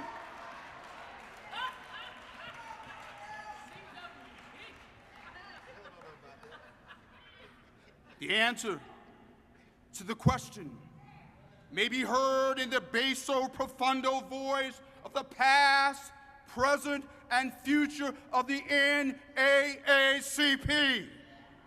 We're one to turn the gilded pages of the literature and history of social justice. Any discerning reader would come upon the ennobling words of the American Declaration of Independence, the poetic and prescient prose of the Reverend Dr. Martin Luther King, his I Have a Dream speech, the mellifluently prophetic and melodic writing of Rabbi Abraham Joshua Heschel. But not only that, the plain-spoken prose and power of Rosa Parks sitting down that a generation might stand up. In this literature and history of social justice, there is the eloquence of example in the life and death of Medgar Evers. And certainly in the midst of this canon of conscience of the founding documents of the NAACP, there, in that literature of social justice, that literature of history, that canon of conscience, are the inaugural issues of the crisis. And every one of the resolutions that were passed over the course of the last 105 years, it is there. For those who question the relevance, I challenge you to listen to the history. You listen to the history, you can yet hear the analytic prose of a report drafted in 1919, tersely entitled 30 Years of Lynching in the United States, 1889 to 1918. For those who question the history, let me share with you that that report, which called for an end to the pre-George Zimmerman, proto-Michael Dunn form of racialized violence, then known as lynching, now known as lynching.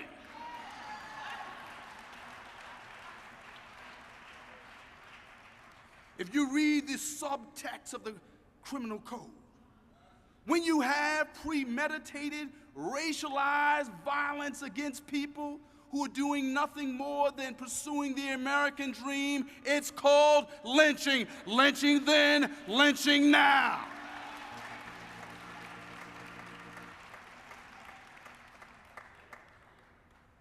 When we have a young man on the streets of New York subjected to an illegal chokehold, forced to the ground, a knee placed on his neck, his lungs compressed, stretching and straining for oxygen. It was called lynching then, it's lynching now.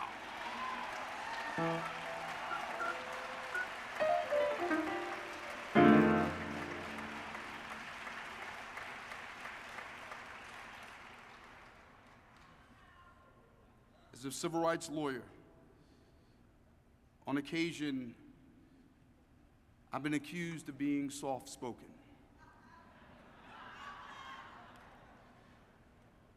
And it is indeed true.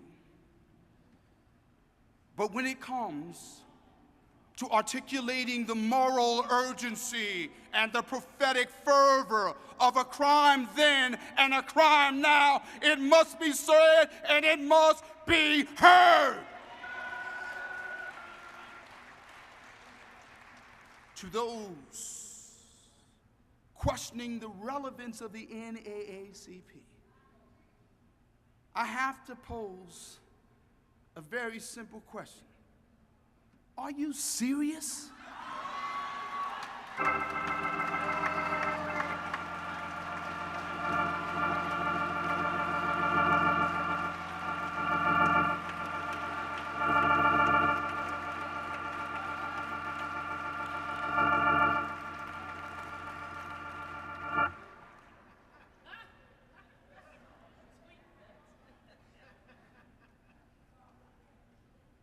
For mothers and fathers,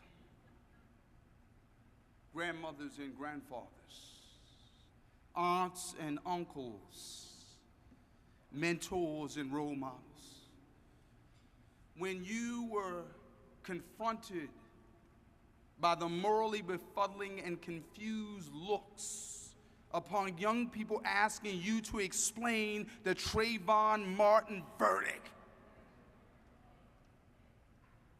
to our critics who pose the question, are we relevant? I then respond with a short query. Are you real and are you for real?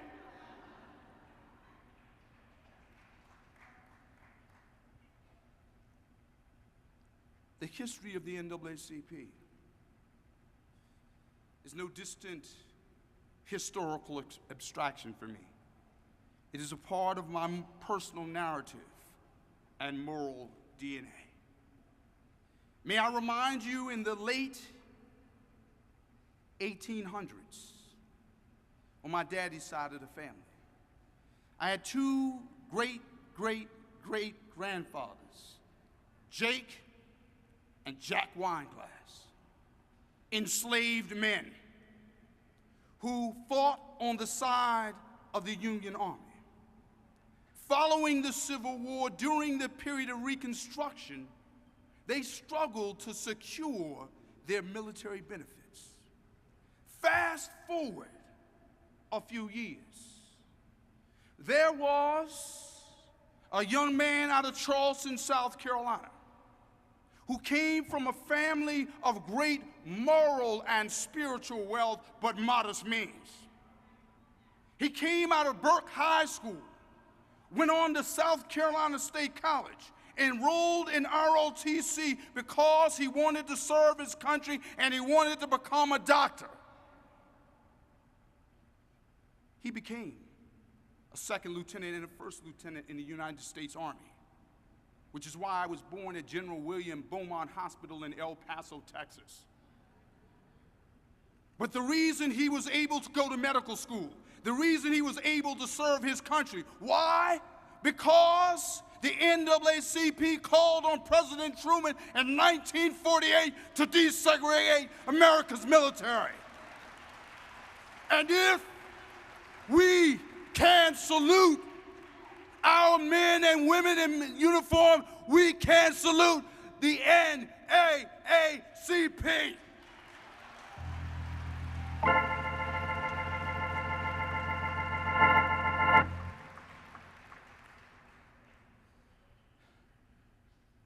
On my mama's side of the family, for those of you not from the deep south, let me translate and transliterate that. That would be my mother.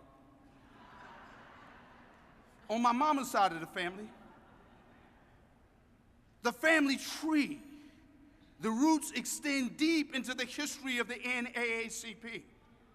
You see, my mama, Jamie Prelo, daughter of James Prelo, when the United States Supreme Court outlawed the all-white Democratic primary, my granddaddy ran for Congress right after that decision, not because the polls told him he could win, not because he consulted Fox or CNN.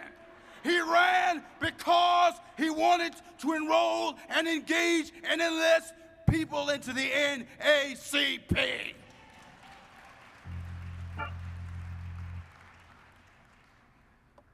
The man he ran against, Congressman James McMillan, from the 6th Congressional District of South Carolina, was a prominent member of Congress who headed up a little committee overseeing the District of Columbia. And as long as he was there, home rule was denied to the citizens of the District of Columbia. And as soon as they got that rascal out, the folks in D.C. got some semblance of democracy.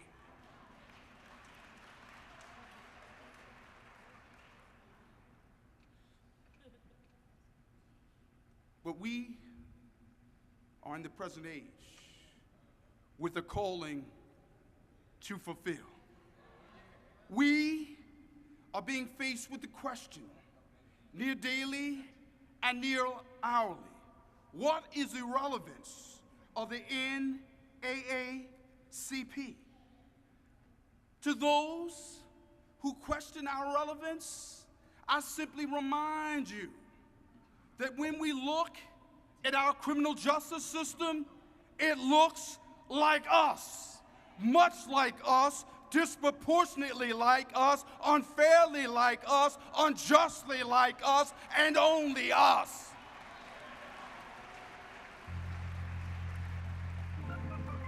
With 2.4 million Americans behind bars, 1 out of every 3 young people being arrested by the age of 23. 1 out of every 4 Americans having a criminal record, 65 million Americans with the criminal record. The NAACP is relevant and needed.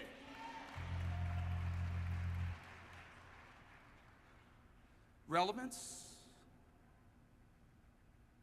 When African Americans who work so hard to secure the franchise, and at this advanced age of this constitutional democracy, we can have some of America's most esteemed jurists who've made their way to the Supreme Court and who can look at the most effective civil rights statute, otherwise known as the Voting Rights Act, look at the most effective provision of the Voting Rights Act and gut it.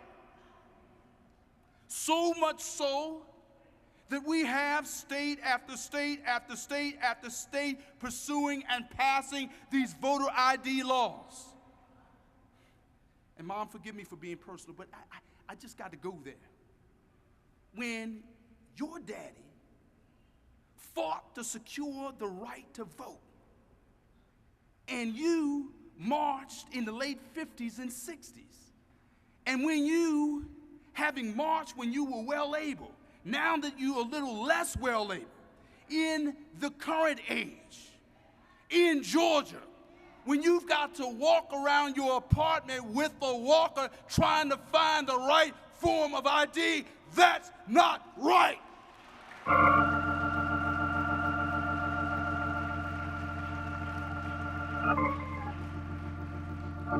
You say relevant? Relevant. Let us talk about America's education system. When we have a system ostensibly of free public education with vast gaps and chasms in quality, when we see beautiful, brilliant black and brown children in AXO in Las Vegas being disserved by their schools in their hometowns, the NAACP is relevant.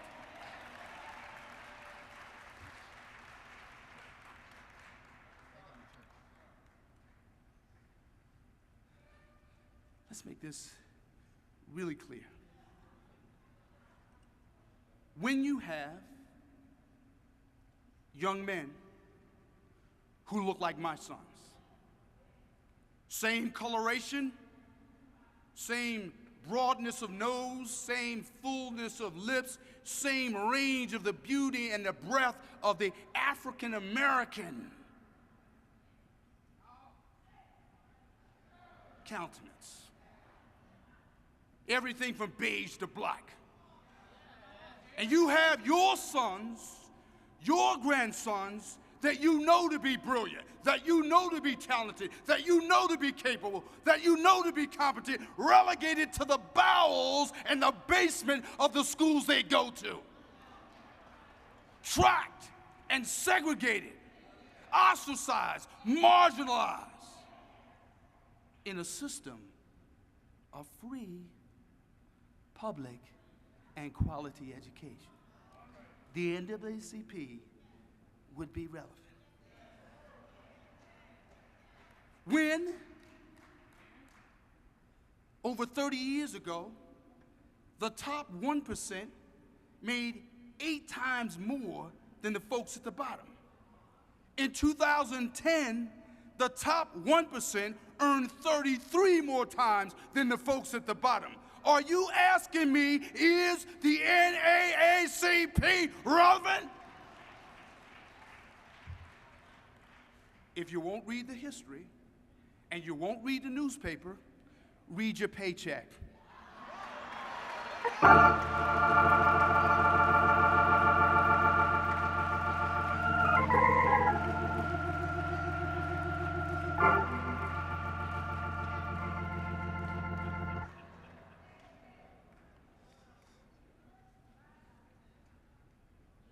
This present age, a calling to fulfill. We find ourselves in the nation's largest, strongest, most powerful, best organized, analytically deep civil rights organization and entity in the country. And yet we face some challenges. There are those who look around this room and they see the number of people who are of the Moses generation. They demographically conclude that this is an indication of our irrelevance. I submit that if you marched in the 50s, marched in the 60s, yet marched in the 70s, kept marching in the 80s, kept going in the 90s. The millennium came around, you kept marching. Let me say to you that the number of seniors in this room is not an indication of irrelevance. It's a demonstration of our endurance.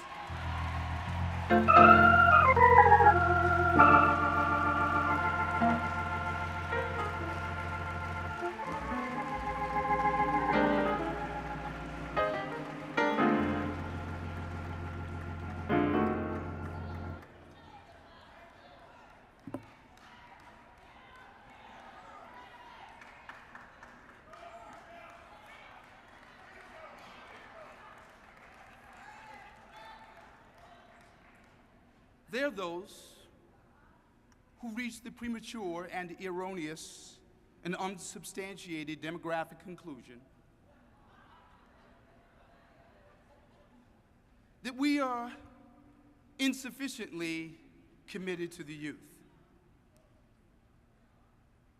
I submit, when you have a civil rights organization where 10% of the board seats are committed to young people, a record not matched by any foundation, not matched by any Fortune 500 company, not matched by any Fortune 100 company, and not matched, to my knowledge and the best of my research, by any other civil rights organization.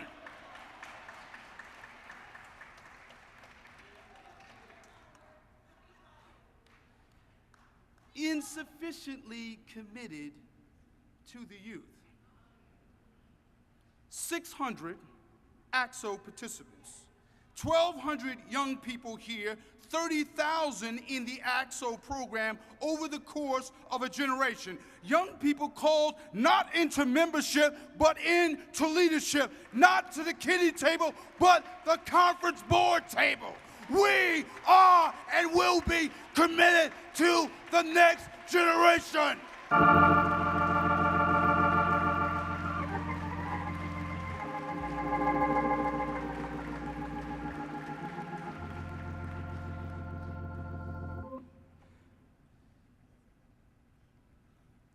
Emeritus Chairman Bond, I ask your forgiveness before I ask your permission.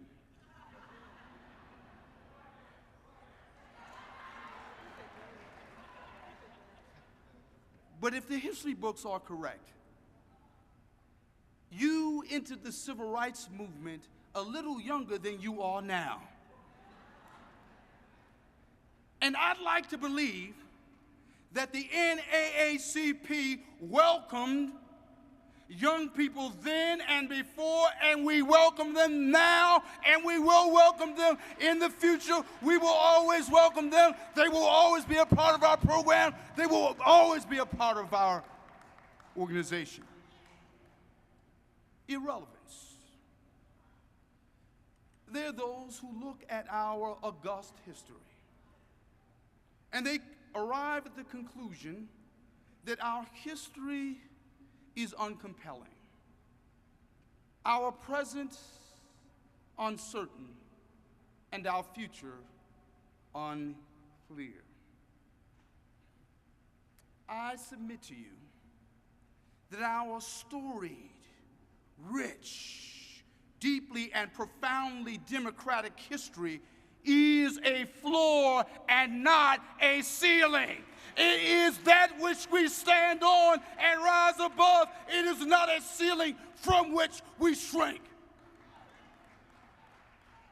We convey to our young people, if Julian Bond did it then, you can do it now. If Daisy Bates did it then, you can do it now. If Rosa Parks did it then, you can do it now. If Miss Roxborough did it then, you can do it now, because she's still doing it now.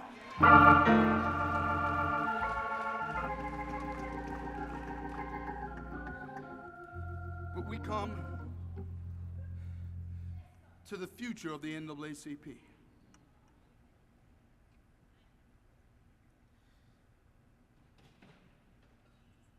There's a very thoughtful journalist who posed a question about the NAACP, and it is a thoughtful question. Irrelevance, or revolution? Irrelevance or revolution? The journalist suggested that we face a fork in the road. Irrelevance or revolution?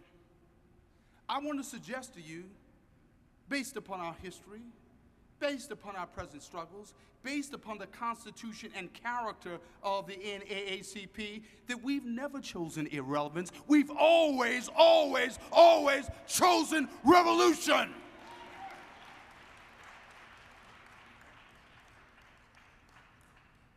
Now, in these burgeoning and beginning days of my newborn presidency, I do not in any way want to offend anyone's civic sensibilities. But revolution is a time-honored American tradition. We had a revolution to bring this country into being. We had a revolution to turn the country around during the days of the modern civil rights movement. There was a beginning of a revolution during the Reconstruction period, and if you are paying attention, if you're listening, and if your eyes are wide open, you're in the middle of a revolution now.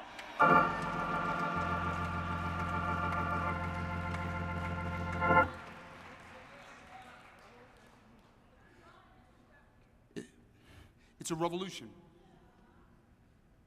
premised on who we are and what we stand for.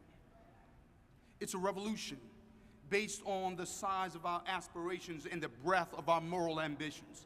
It's a revolution based on our assessment of our ability to transform this country. It's a revolution based on our belief, our convictions, our faith in this American democracy. It's a revolution based on the promises we inherited and we were bequeathed by our founding mothers and founding fathers. We believe in this country, and as a consequence, we believe in the revolution of this country. But it is a revolution that must begin from within. I believe that we can be an NAACP that's 1 million members strong.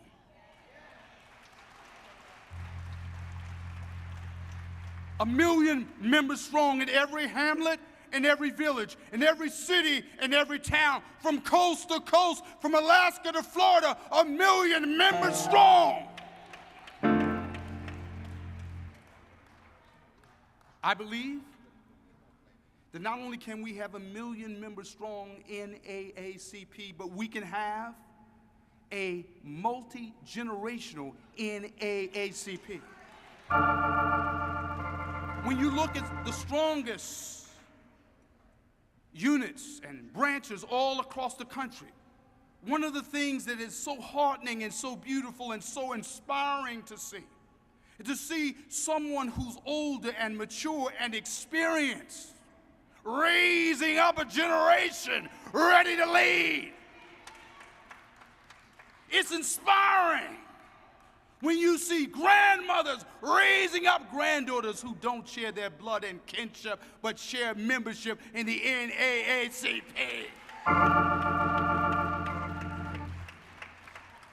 But not only that, I believe that the NAACP is so broad, so powerful, that we reach the whole of the country. I believe in a multi-ethnic NAACP.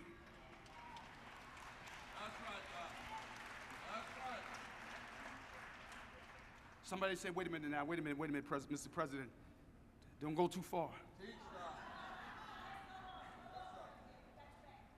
But when I go to the history books, and I read about the March on Washington, emblematically and symbolically, I'm reminded that we had a Martin Luther King lifting up mellifluent wisdom You had a Mahalia Jackson lifting up gospel truths. You had a multi-ethnic, multi-racial army of supporters behind them. I believe that we're just that big, just that bad, just that strong, just that courageous, just that brave, just ready enough, just big enough for the entire country.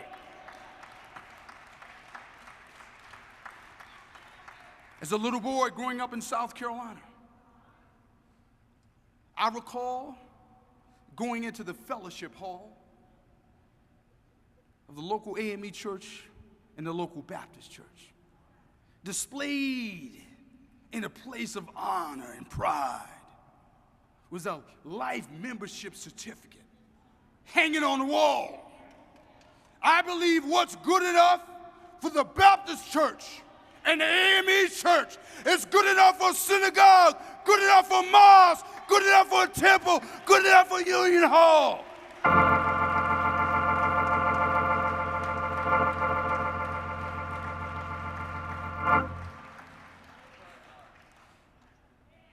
Can I talk to you as a daddy? I believe that the NAACP that's needed by black boys and black girls is needed by white boys and white girls and Latino boys and Latino girls and Asian boys and Asian girls. I believe that the NAACP is needed in the Deep South and way up north, out on the West Coast and on the East Coast. 1 million members strong, and as diverse and as beautiful as the mosaic of America.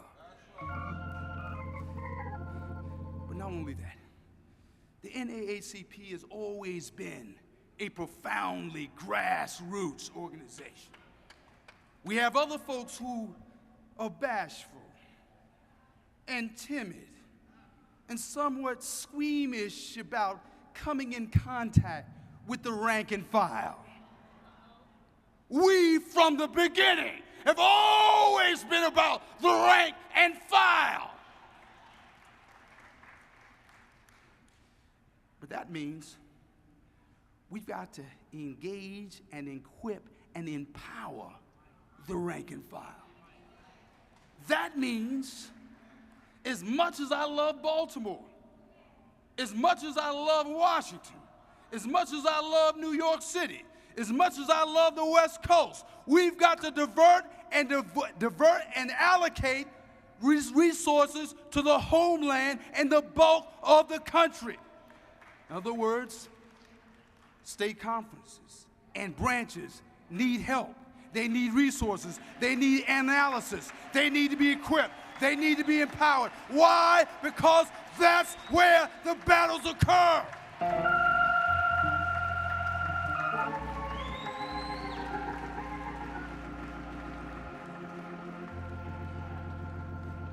When the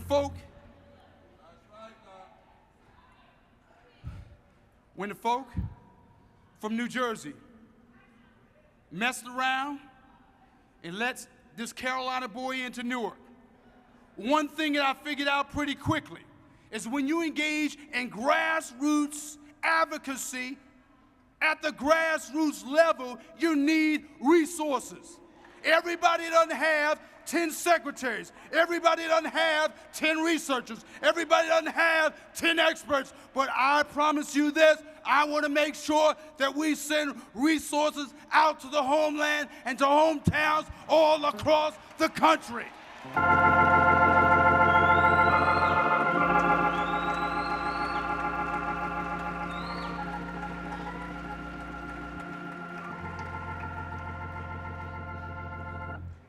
If we really believe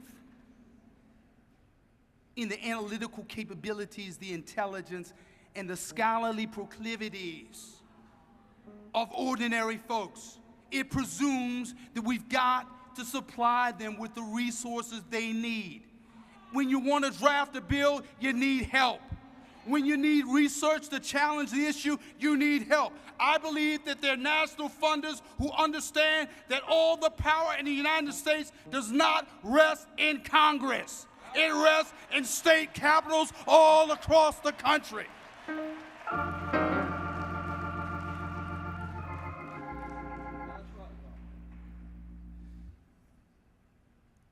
The future of the NAACP reminds me of a wonderful story in Scripture.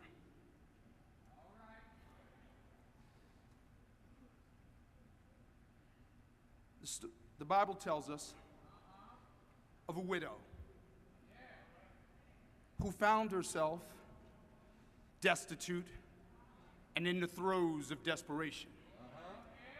She lost her husband, and the creditors came to take away her sons.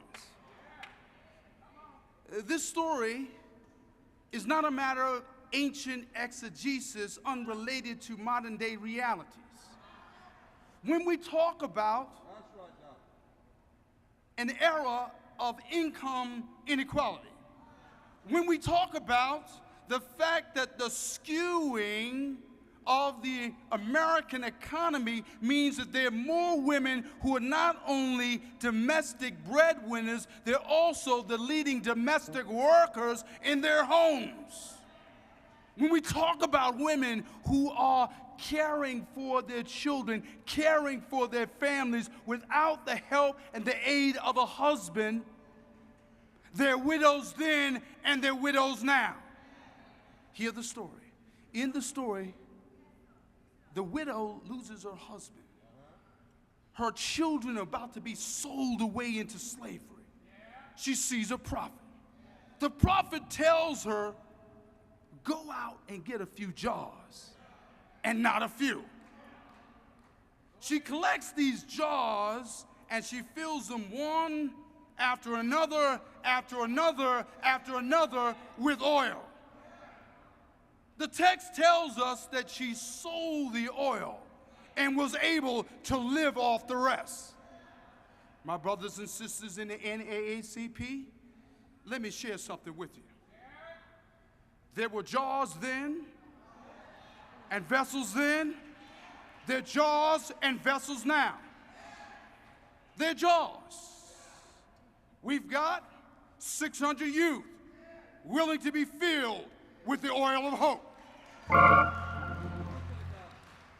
1,200 young people here waiting to be filled with the oil of hope.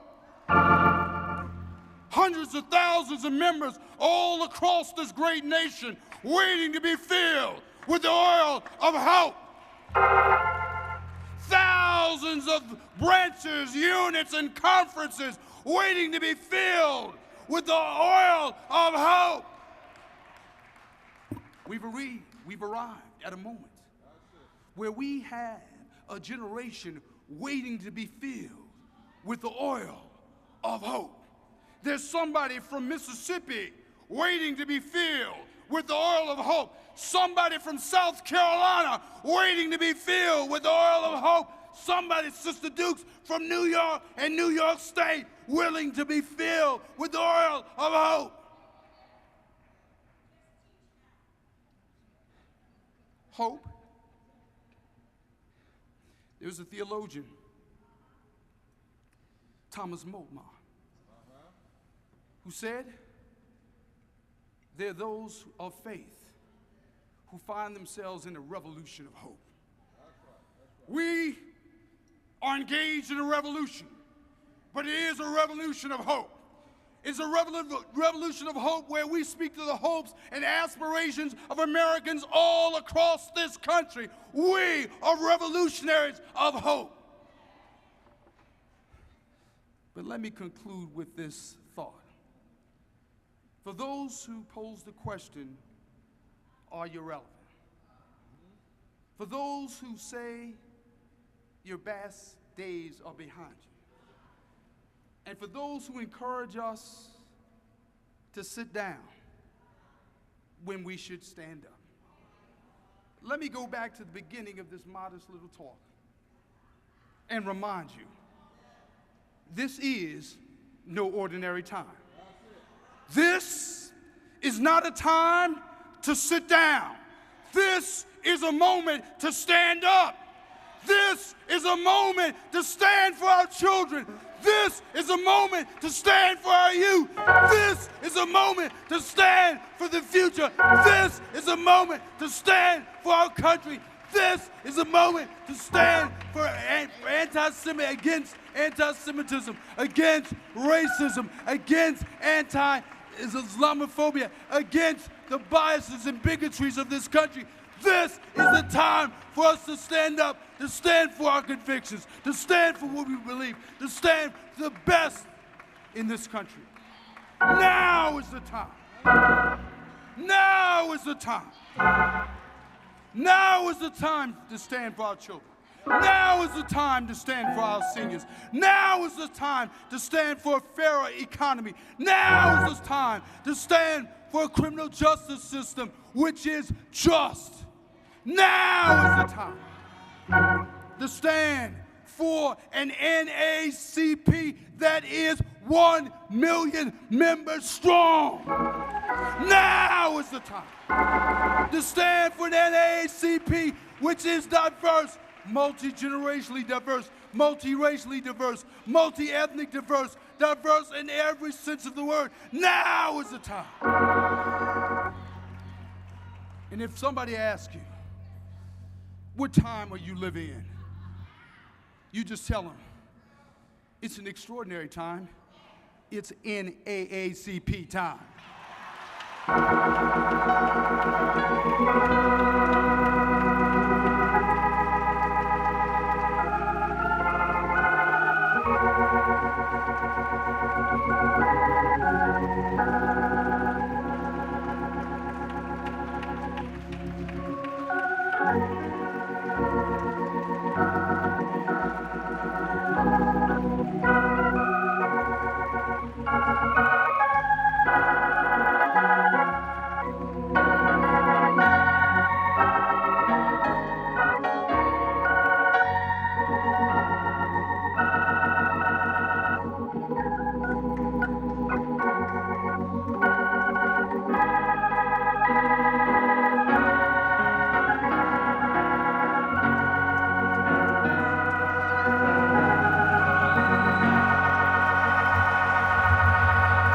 Forceful, ladies and gentlemen. Is he forceful? Our new president, ladies and gentlemen, our new president.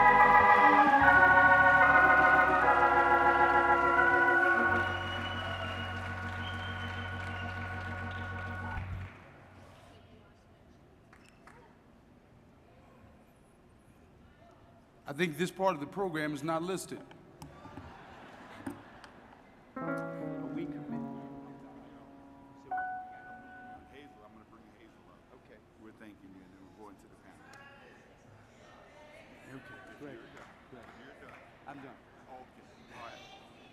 Ladies and gentlemen, one more time, thank you, our powerful new president, President Brooks.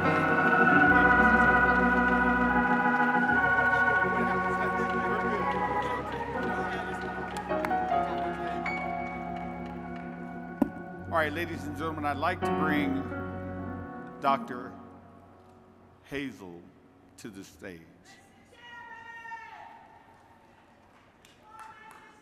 Hazel Dukes, coming to the stage.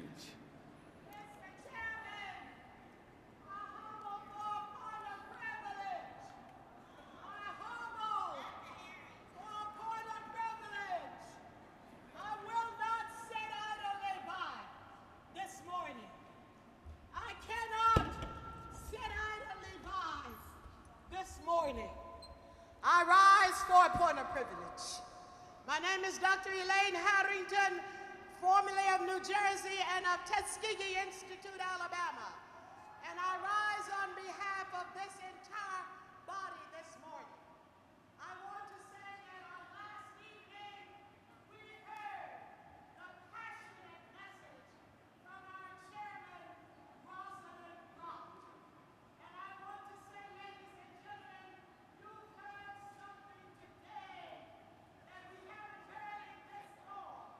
But ladies and gentlemen, he has given us control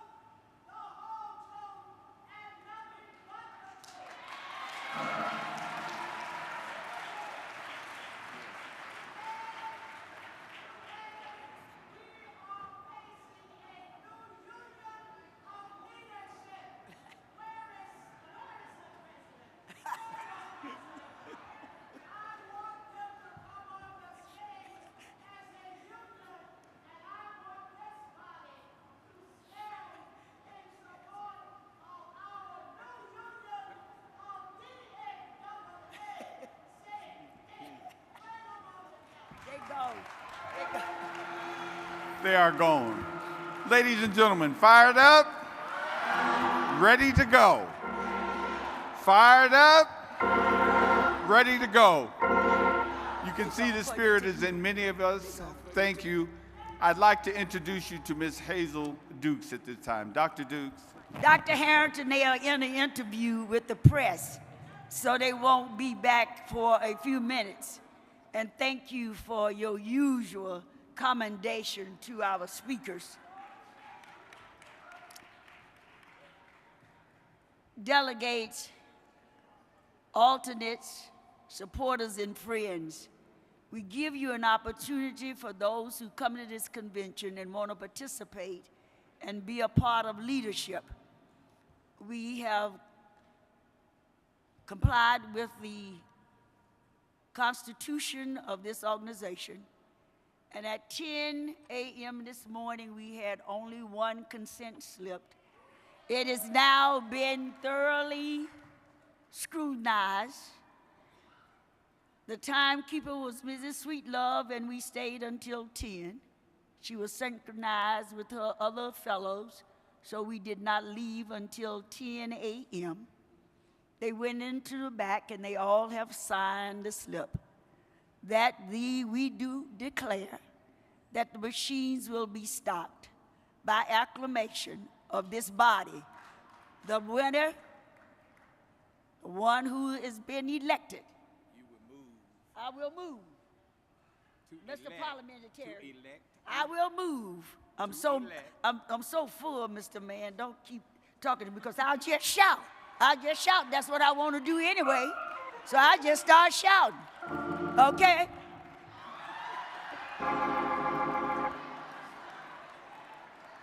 You move to elect Adora and Weezy. So I just moved to elect Adora Weezy as the, it's been second. As the board member. As the board member from the, Elected by this convention. elected by this convention. And can I get my shout on?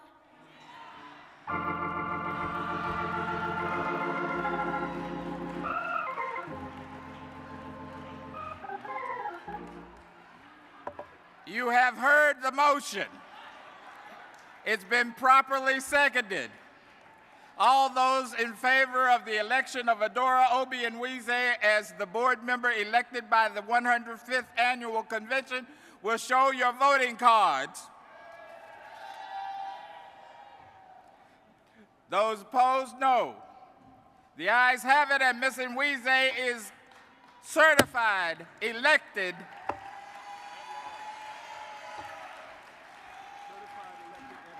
at large by this convention.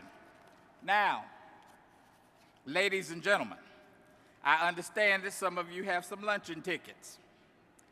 I understand that thoroughly, but we have a program. We have a program. We have some very distinguished guests coming out, and I would ask you to remain in your seats.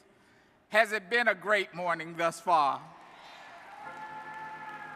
Have we delivered a great program thus far? Hang in here with us for a few more minutes. The yard bird will wait. It will wait. Mr. Hassan, if you would return to the podium.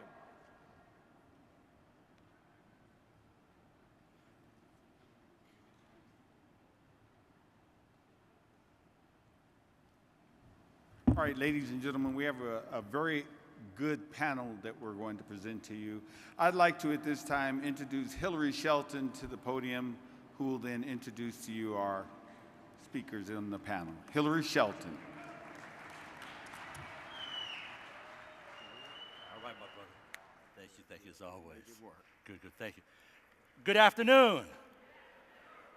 Good afternoon. Wasn't it an absolute blessing to hear our new leader give us our charge? Give Cornell Williams Brooks a huge hand. Thank you. Thank you. Thank you. To the chairman of the board of directors, Ms. Rosalind McAllister Brock, our vice chair of the board of directors, and our chairman of the convention planning committee, and chairman of the resolutions committee of the NAACP, Leon Russell. to our new President and CEO, Mr. Cornell Williams Brooks, and to all of you, I bid you good afternoon. It is time now for us to have a conversation. You've heard it laid out of what we must do, the charge that is ahead of us. You've heard what's going on, but we got to talk. We got to talk because I'm the guy that represents you on Capitol Hill. I'm the guy that deals with all those members of Congress you've heard from, those members of the Senate that you've heard from, and all the others in Washington, D.C. It is because of this that we have to have a conversation about the political parties. Now, don't get me wrong. The NAACP is now and has ever been a not-for-profit, nonpartisan organization. As such, we do not endorse political parties or political candidates, but we do have an agenda. It is a civil rights agenda that must be moved forward with so many of our friends that you've heard from and those that we'll have a conversation with. So with that, I just want you to know a couple things. Our government was established to be a plurality. The fact of the matter is that today there are two dominant political parties, the Democrats and the Republicans. Now, I hear oftentimes discussions about other political parties, and I appreciate that as well. But let it be known as a fact that well over 90% of the members of Congress today, over 90% of the members of Congress today belong to one of the two political parties. As such, I cannot win anything, we cannot win anything on Capitol Hill without support from both sides of the aisle. Currently, in the U.S. Senate, there are 53 Democrats, 45 Republicans, and 2 independents. You get what I'm saying? In the U.S. House of Representatives, there are 234 Republicans, 205 Democrats, and there are 2 open seats. Do you know what I mean? And so, currently, we as members of the NAACP must look to those political parties to promote our agenda and policies as well. We must make sure they're engaged with us as we have to move our agenda through. That's why every 4 years, on your behalf, I go to both political parties. We submit an agenda through their resolutions and through their platform processes so they know what it is that we need them to do. And very well, we go to promote and to discuss with their delegates how we create those platforms that fit our agenda, because we got to talk. We got to talk because right now, sitting before the U.S. Congress is the NAACP's agenda, and it is not moving. Indeed, we have to talk because the End Racial Profiling Act has been introduced in the House and the Senate, and it is not moving. We've got to talk because the prison population in the United States has reached over 2.4 million, 40% are African American. We got to talk. We got to talk because our education system is failing our children. And indeed, as you heard from our president and CEO, they deserve better. We've got to move them through our public education system from pre-K to 12, and then we've got to talk about how we get them through our college system, because you cannot succeed. There's not success in our country without a college education. We've got to talk. We've got to talk because as we watch the economy doing what it's doing, when we saw the big economic downturn, we got hit twice as hard as anyone else. We have to talk. We have to talk because right now a family of 3 working at the minimum wage makes $4,000 beneath the poverty line. It is a moral disgrace, a public embarrassment. We have to talk. We have to talk because the very tool that we've used throughout the ages to move the agenda forward, the tool that makes us all equal under this democracy, the tool that is guaranteed to all of us by that Constitution of the United States, is now under attack. The very vessel that is necessary for interpreting those constitutional rights in that document, that very group of 9 people that sit on Capitol Hill every day in that little building with all those folks across the street from the Capitol, have stripped away the most effective part of the most incredibly effective tool to guarantee our democracy. So today we're going to talk.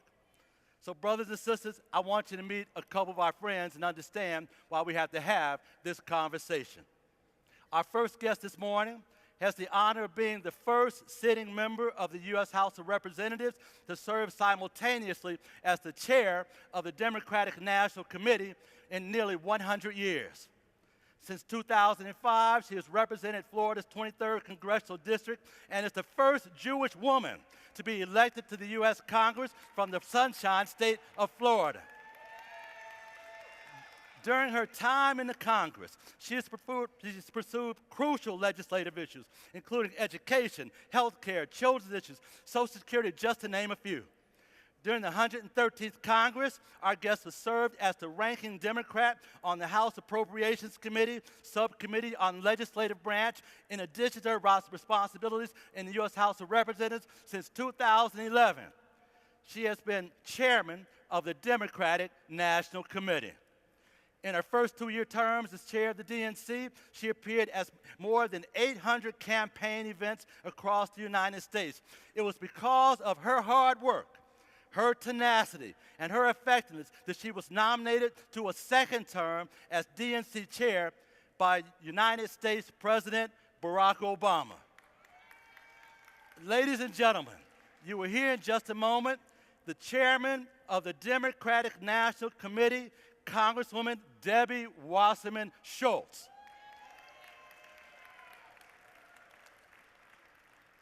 The second part of our conversation, are very much the first part as well. When our guest was elected lieutenant governor in the NAACP's national headquarters, home state of Maryland, in 2003, he made history as the first African-American elected official to hold a statewide office.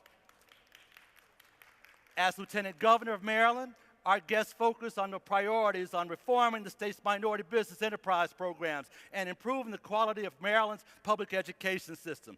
He had the high honor of repeating history in 2009 with his election as the first African-American chairman of the Republican National Committee. As a self-described Lincoln Republican, our good friend was able to revitalize the Republican Party, and during his tenure, he broke fundraising records. He also pursued his commitment to grassroots organizations and party building at the state and local levels. He currently serves as a political analyst for MSNBC, writes political commentaries for The Griot, and regularly contributes on other media outlets. Ladies and gentlemen, NAACP good friend, Mr. Michael Steele. So I've asked them to come and state the case first. Ladies and gentlemen, we have asked that the luncheons be held until 12:45 so that you should not leave, stay in the room to hear our program. We're holding our luncheons back so that this program can proceed. Thank you so much, Mr. Chairman.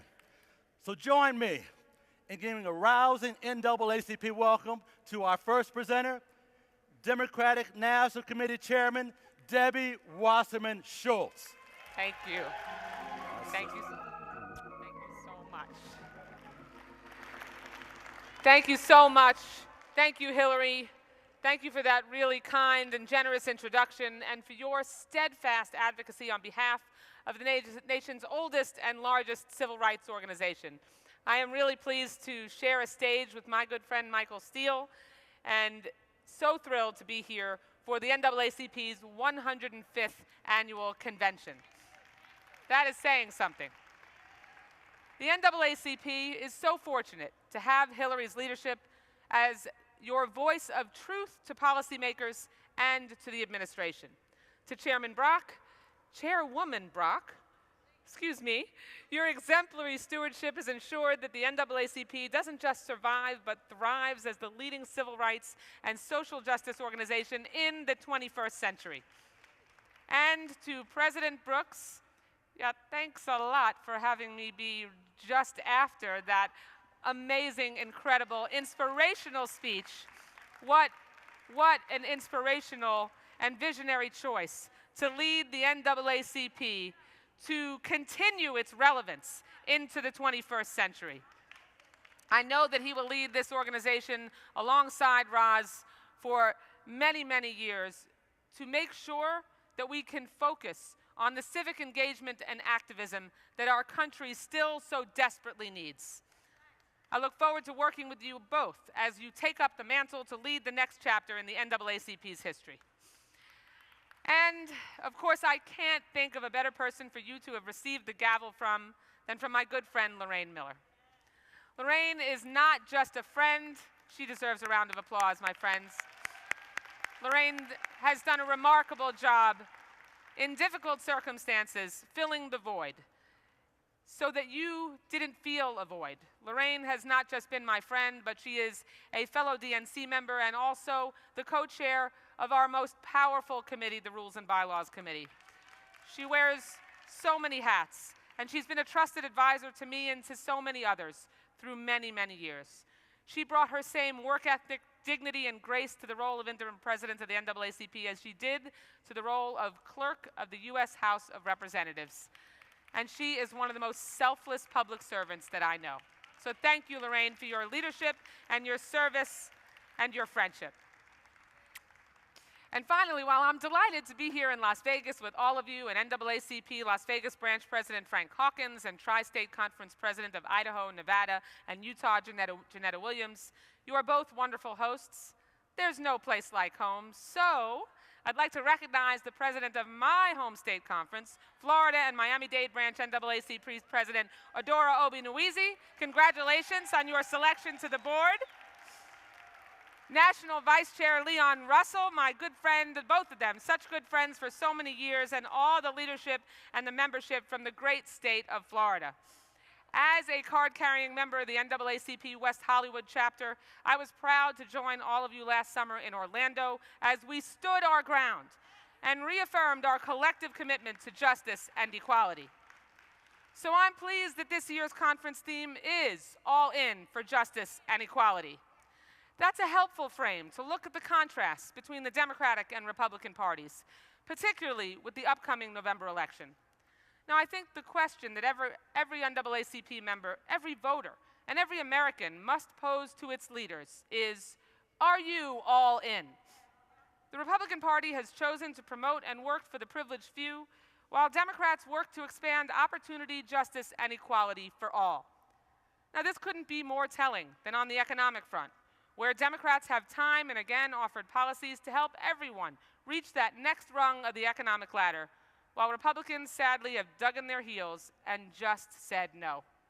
Now, as you all know, this year we are celebrating the 50th anniversary of Freedom Summer and of the Civil Rights Act of 1964. During Freedom Summer, hundreds of young volunteers descended on Mississippi with the goal of registering African Americans to vote. Participants faced opposition and violence, including the murder of 3 young activists in Philadelphia, Mississippi. But they persisted because they knew that none of our civil rights is more fundamental to American democracy than the right to vote. They were all in. Talk about voter expansion. That was the ultimate in voter expansion. Half a century later, we are still fighting to ensure that all Americans are able to exercise their right to vote. A year ago, the U.S. Supreme Court gutted a key component of the Voting Rights Act of 1965. So there should be no question that the NAACP is relevant. Relevant. Essential. Since then, the haste at which states have moved to enact voting restrictions is confirmation that the protections put in place by Section 4 are still necessary. It will require congressional action to restore these protections. So I ask you to ask yourself, is your senator and member of Congress all in? And if not, and they're up for re-election, it's time for them to be all out. Are you with me on that? All out. Bye-bye. Recently, Republicans have made a concerted effort to suppress the vote. This decision is based on a narrow, short-term political calculation that Republicans can win elections by shrinking the size of the electorate. In the meantime, Democrats are committed to ensuring that every eligible voter can register, every registered voter can cast a ballot, and every vote cast is counted. So let's be clear, and I have a little bit of experience in that, being from the great state of Florida. So let's be clear, NAACP, as a member of Congress, as chair of the Democratic National Committee, as a parent raising the next generation, as a voter, and as an American, I am all in for justice and equality. That I can assure you. To his credit, I know that Michael Steele has criticized Republicans' voter suppression efforts like voter ID laws. But we need more Republicans who say something and stand up against their party. Voter ID has been put forward as a solution to the virtually non-existent problem of voter impersonation. It disproportionately hurts women, young people, seniors, and the African American community. Even Rand Paul acknowledged to the New York Times that the Republican voter ID push was offending people, but then went on Fox News and admitted that he was still in favor of voter ID laws. That's certainly not a sign that he was all in. Eliminating same-day registration or cutting early voting days and hours, and eliminating early voting on the Sunday before Election Day when African-American churches have had historical successes with their Souls to the Polls programs. These are all voter suppression tactics to keep just some of us from voting. Coincidental that it's most likely the people who will show up at the polls and vote for Democrats, I'm sure. Just like the leaders of the Freedom Summer who 50 years ago knew how important it was to register as many new voters as possible.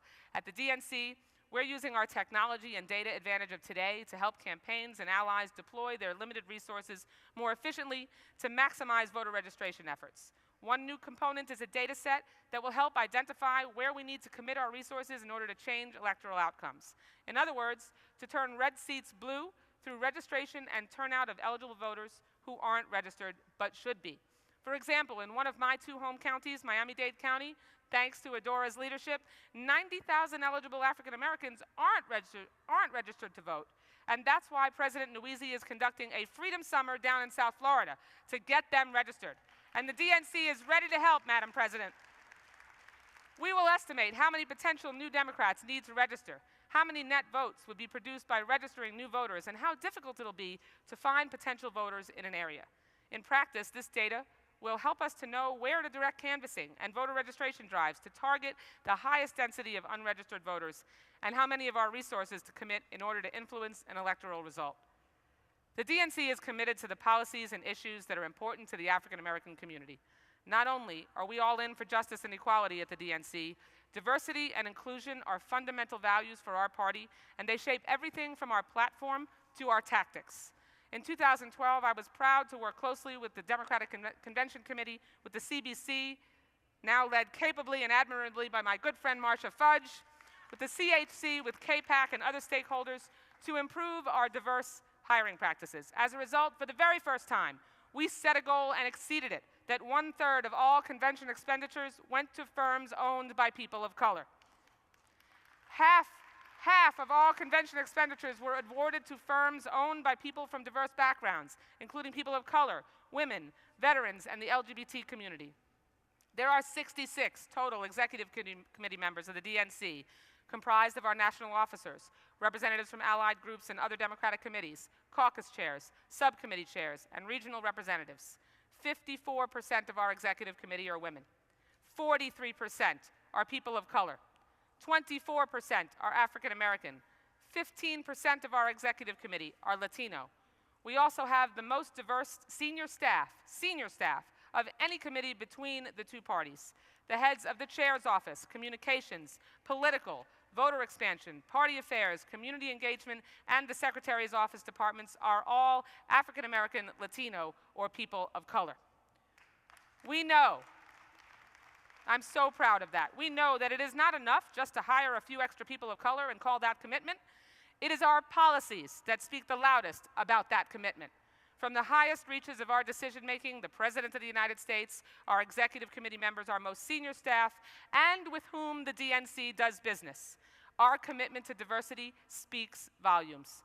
We believe the most effective way to ensure that we can advance this agenda is to make our voices heard at the ballot box in November and expand those voices into a chorus that will make a difference in who is representing us in Washington and our state capitals. And we will do that together with the NAACP as our ally. Thank you so much for the privilege of addressing you, and I look forward to this forum. Thank you so much. Fabulous. Thank Appreciate you. it. Now, ladies and gentlemen, please give a very warm NAACP welcome to Mr. Michael Steele. All right, my brother. Thank you. Thank you very much. It is so good to be back home. It's good to be back. The last time I was here was 5 years ago for the 100th anniversary to celebrate then as national chairman, and to be back today is a very, very special honor. Let me begin by saying to the honorable leader and president, I have an answer to your question. Is the NAACP relevant?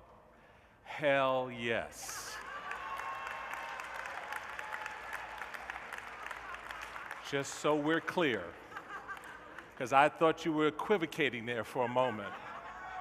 So I just want everyone in the House to be clear about where we are on this. Not only is this venerable organization relevant, but its leadership is important. And you have elected new leadership that not only brings a fire and a passion to the cause, but has an idea about how to lead, how to move this organization further into the 21st century. So, sir, count me as an honorable member of your ranks and ready to help in that effort.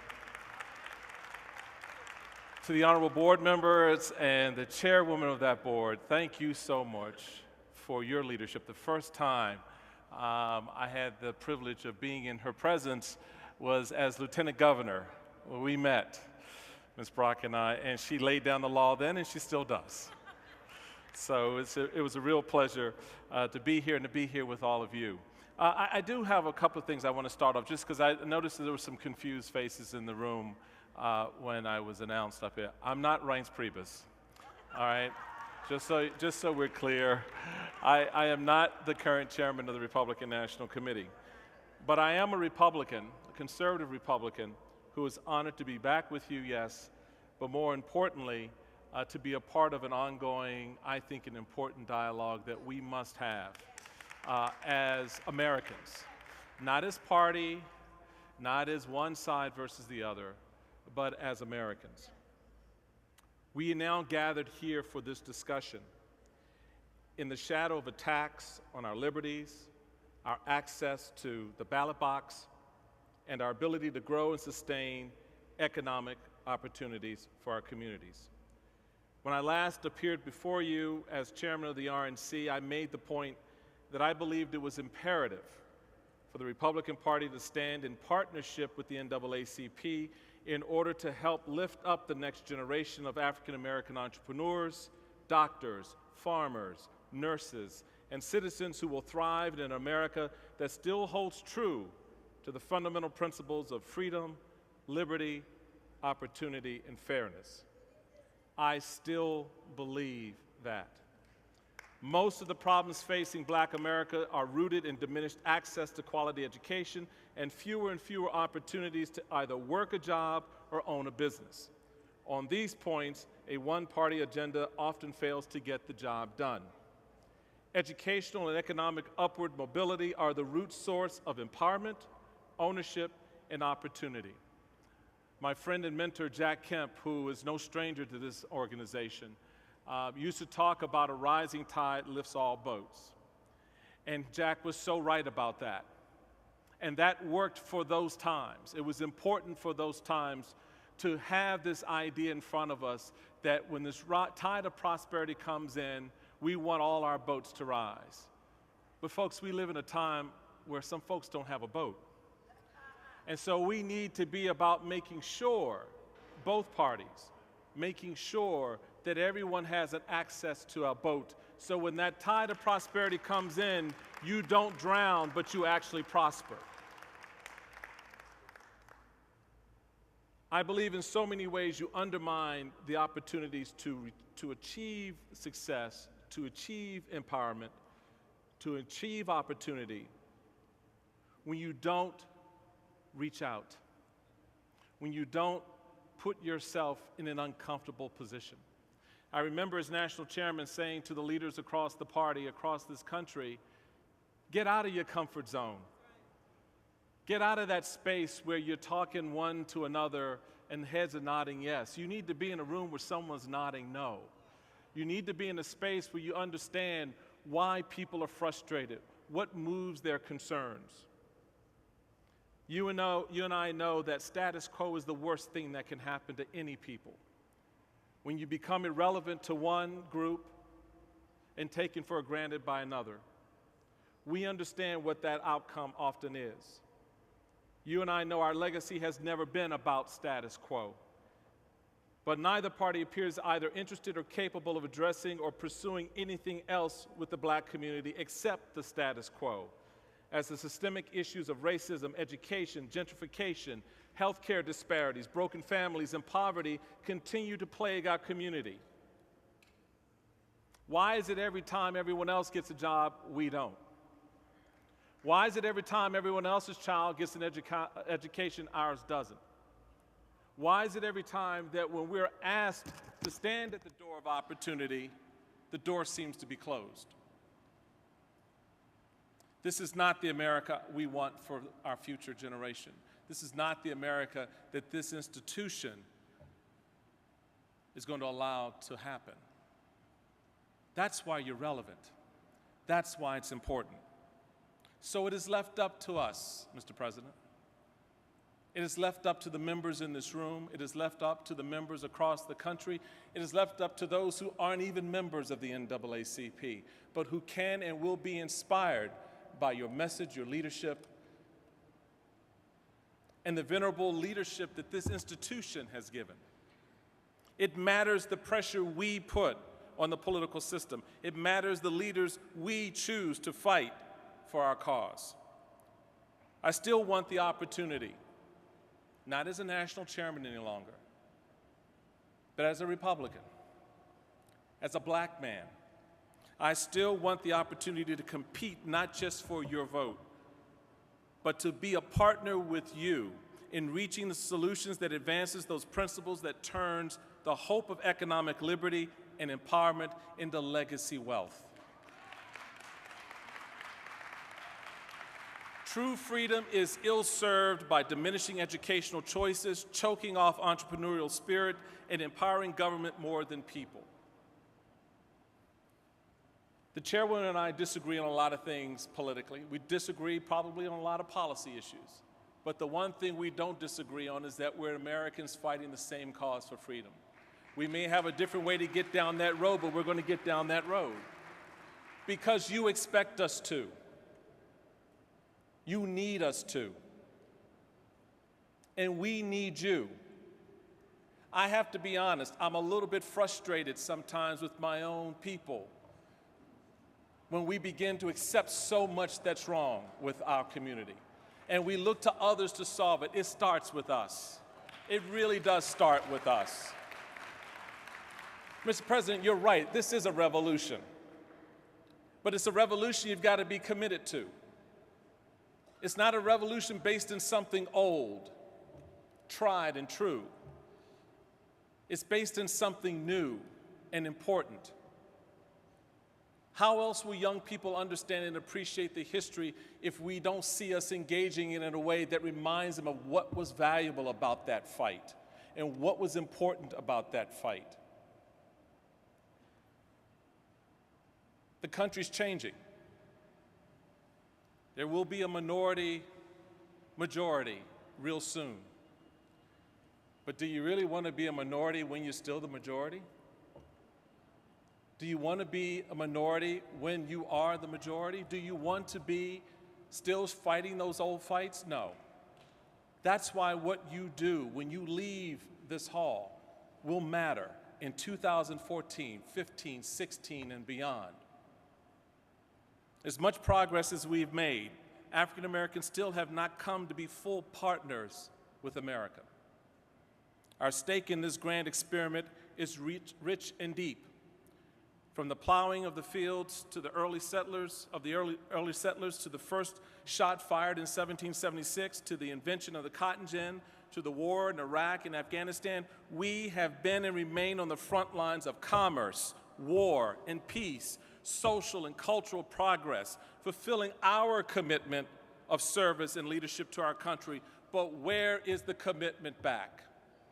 Janet Jackson said it best, "What have you done for me lately?" But we have to ask ourselves that question first. What have we done for ourselves lately? What has our leadership done for us lately? So what is our return on this investment going to be? For me, the imperative is not about doing outreach. We can hire staff, we can put people in the field, we can have a nice dinner and invite you over. But it's what we do when the lights are out, the TV cameras go away, and the conversation really begins. You cannot say to a people, we want you to be with us, that we want you to be a part of our political family, and yet cut off their access to the ballot box. We cannot say to people that we want you to be with us and we value you as a member of our family because we have a long history. Your grandmama, your great-grandmama, your great-granddaddy were Republicans, and then make you feel unwelcome. That's not outreach. That's why I banned the term when I was chairman, because I wanted something deeper and more important, and I think we can still get there. There are leaders in our party today who are beginning that dialogue, who are beginning that conversation. I ask that you give them a chance to make it, to make that conversation happen. Push back on them, yes. Challenge them, absolutely. But open up your hearts and your minds and listen.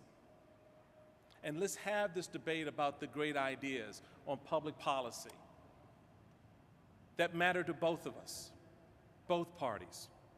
That is the only way you then leverage what you really have that we really want, and that is your vote. Don't just give it away just because you've given it away before. Make sure it matters and counts from here on out. Because with leadership like you saw this morning, leading the charge, he's going to need the backup and the support from an organization that's ready to commit to this revolution. And it just can't be lip service, folks. It just can't be lip service. So that imperative is not about doing outreach, it is about building a relationship, formed on common ground and built into a partnership that will benefit all concerned. To do otherwise just furthers the status quo. And we ain't about status quo. Thank you.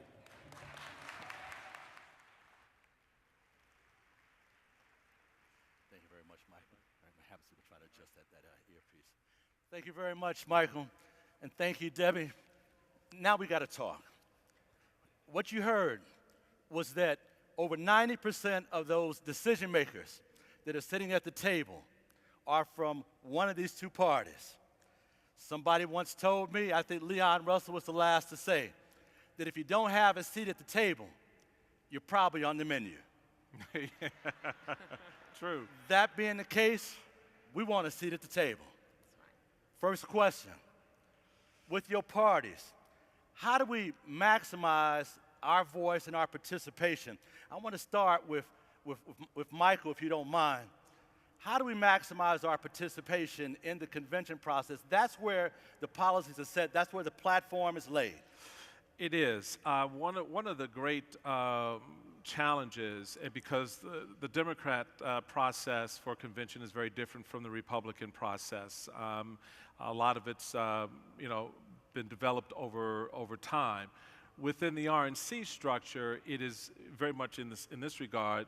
You have to get out and get the vote. You've got to go out and identify people to run. And one of the things that I stressed when I was chairman to all of the national chairmen, state chairmen, was you've got to begin now to lay that foundation. You've got to identify those individuals, minorities and others who are active in the party at the grassroots level and put them on that stair step to running for delegate, alternate to the convention, and running for leadership roles within the convention. You cannot have a national convention and propose to be a governing national party and have 34 black people in the audience.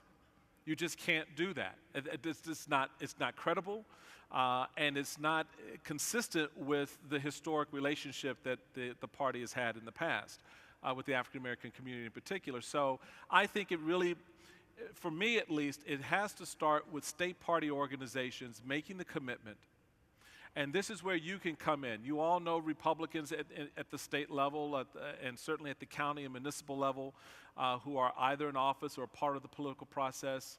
Talk to them about, hey, what about Joe, or Mary or Sam or Joe, whomever, about being in this process, because otherwise they don't get in the door. And that's where it starts. It really does come from the bottom up, because that's not something that's controlled up here. It's the state party organizations that have a greater say over who enters that process and who ultimately makes the convention. I think the embarrassment of the last 2 national conventions should hopefully be enough for the party to take more seriously this idea of putting black delegates and alternates in the mix much more than they have. I hope they do going into Cleveland in 2016. Thank you. Debbie, I know it always feels like African Americans are more heavily drawn to the Democratic Party. Some people say, and I've heard this, I don't know if I agree with it, but it'd be great for you to respond in many ways, that the Democratic Party ignores us. I think there's something different. How do we be more actively engaged in the Democratic Party? Well, the big and significant difference between the Democratic and Republican Party when it comes to the things that matter the most, top of the list is where our priorities are in terms of policy. And there's a reason that 95% of African Americans identify as Democrats in this country. That's saying quite a bit. It's because when it comes to commitment to ensuring that there are opportunities for African Americans and everyone to climb the ladders to the middle class, to achieve economic success, to dream big dreams and set goals and achieve them, Democrats are focused on investing in education, on ensuring that, like my parents raised me to believe, if you don't have your health, you don't have anything, ensuring that we can take health care and the angst of being ill off the table for all Americans. There was a huge percentage of African Americans who did not have any health care at all. Thanks to the Affordable Care Act, finally, we all do. And yet Republicans have consistently tried to cut education, tried to repeal the Affordable Care Act more than 55 times since President Obama took office, have done everything they can to block access to quality affordable housing, to prevent young people from being able to pursue their dream of a higher education. And then separately, beyond the policy, because the policy is the most important, but then we have made a commitment as a party, and we realized years ago that a commitment to diversity has to be far beyond lip service. Commitment to diversity has to be structurally deeply embedded in your party's DNA. So we, in our rules, require half of our membership at the DNC to be women, half men. We require specific, numerical diversity goals so that when we appoint membership to the DNC, when they run, never mind what I have control of as the chair, where I can appoint 75 at-large members. We have 450 DNC members who run, and our state parties all have the same diversity goals. They're not just, gee, we hope we can achieve them. They're requirements. And to the critics who say, and our friends on the other side of the aisle who say, oh, setting goals just results in cheapening of the quality of who you have participate, that is a lot of baloney. Because we know that, yes, it is a little more difficult to reach out. And I appreciate that the chairman banned the term outreach. But outreach requires work. It requires actually looking past what's right in front of you to try to find the people who you know, if you brought them into your organization, not only would their brilliance and their expertise add to the diversity and richness of your decision making, but the depth and breadth of their experience, thanks to their diversity, would contribute to the depth and breadth of your decision making. And that's absolutely essential. So numerically, as a percentage, and in terms of the policies that we commit to and that reach the top of our national priority list, that is what the Democratic Party is all about, and it's why 95% of African Americans are identifying as Democrats today. Thank you so much. This is very helpful. We had a couple of people who had questions. We want to know where the parties stand. on these issues. So let's go to the first question, if we could. My reading of the Supreme Court case in Shelby versus Holder, the United States Supreme Court weakened the ability of the government to protect the voting rights of too many Americans just because they look like me. What does your party intend to do to strengthen and modernize the Voting Rights Act of 1965? Very good. Let's start, yes.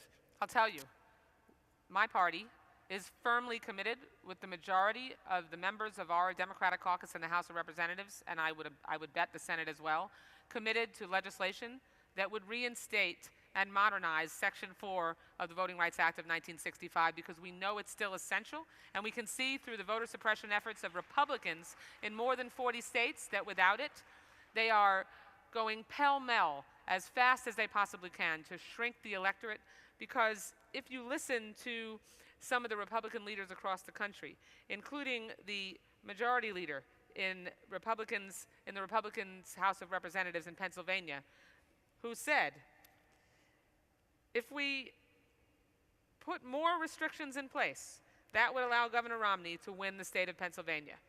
Republicans all across the country have focused on voter suppression and throwing obstacles in the path of voters to try to make it harder for them to cast a ballot, because they believe that if the electorate is smaller, their candidates are more likely to win. Democrats believe in expanding the franchise, creating more opportunities for people to cast a ballot, and we're committed to, and there are some Republicans who have joined us. Jim Sensenbrenner from Wisconsin has been the lead Republican on that legislation, but it's precious few and not enough.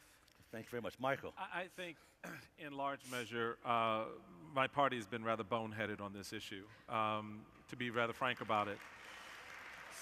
You cannot, in my estimation, you cannot honestly walk away from a legacy of voting rights as articulated by Everett Dirksen on the Senate floor, a conservative member from Illinois, minority leader in the Senate, who had to fight the Dixiecrats in the Senate, who were Democrats at that time, to make it clear that right now, his words, right now, we must do this right now.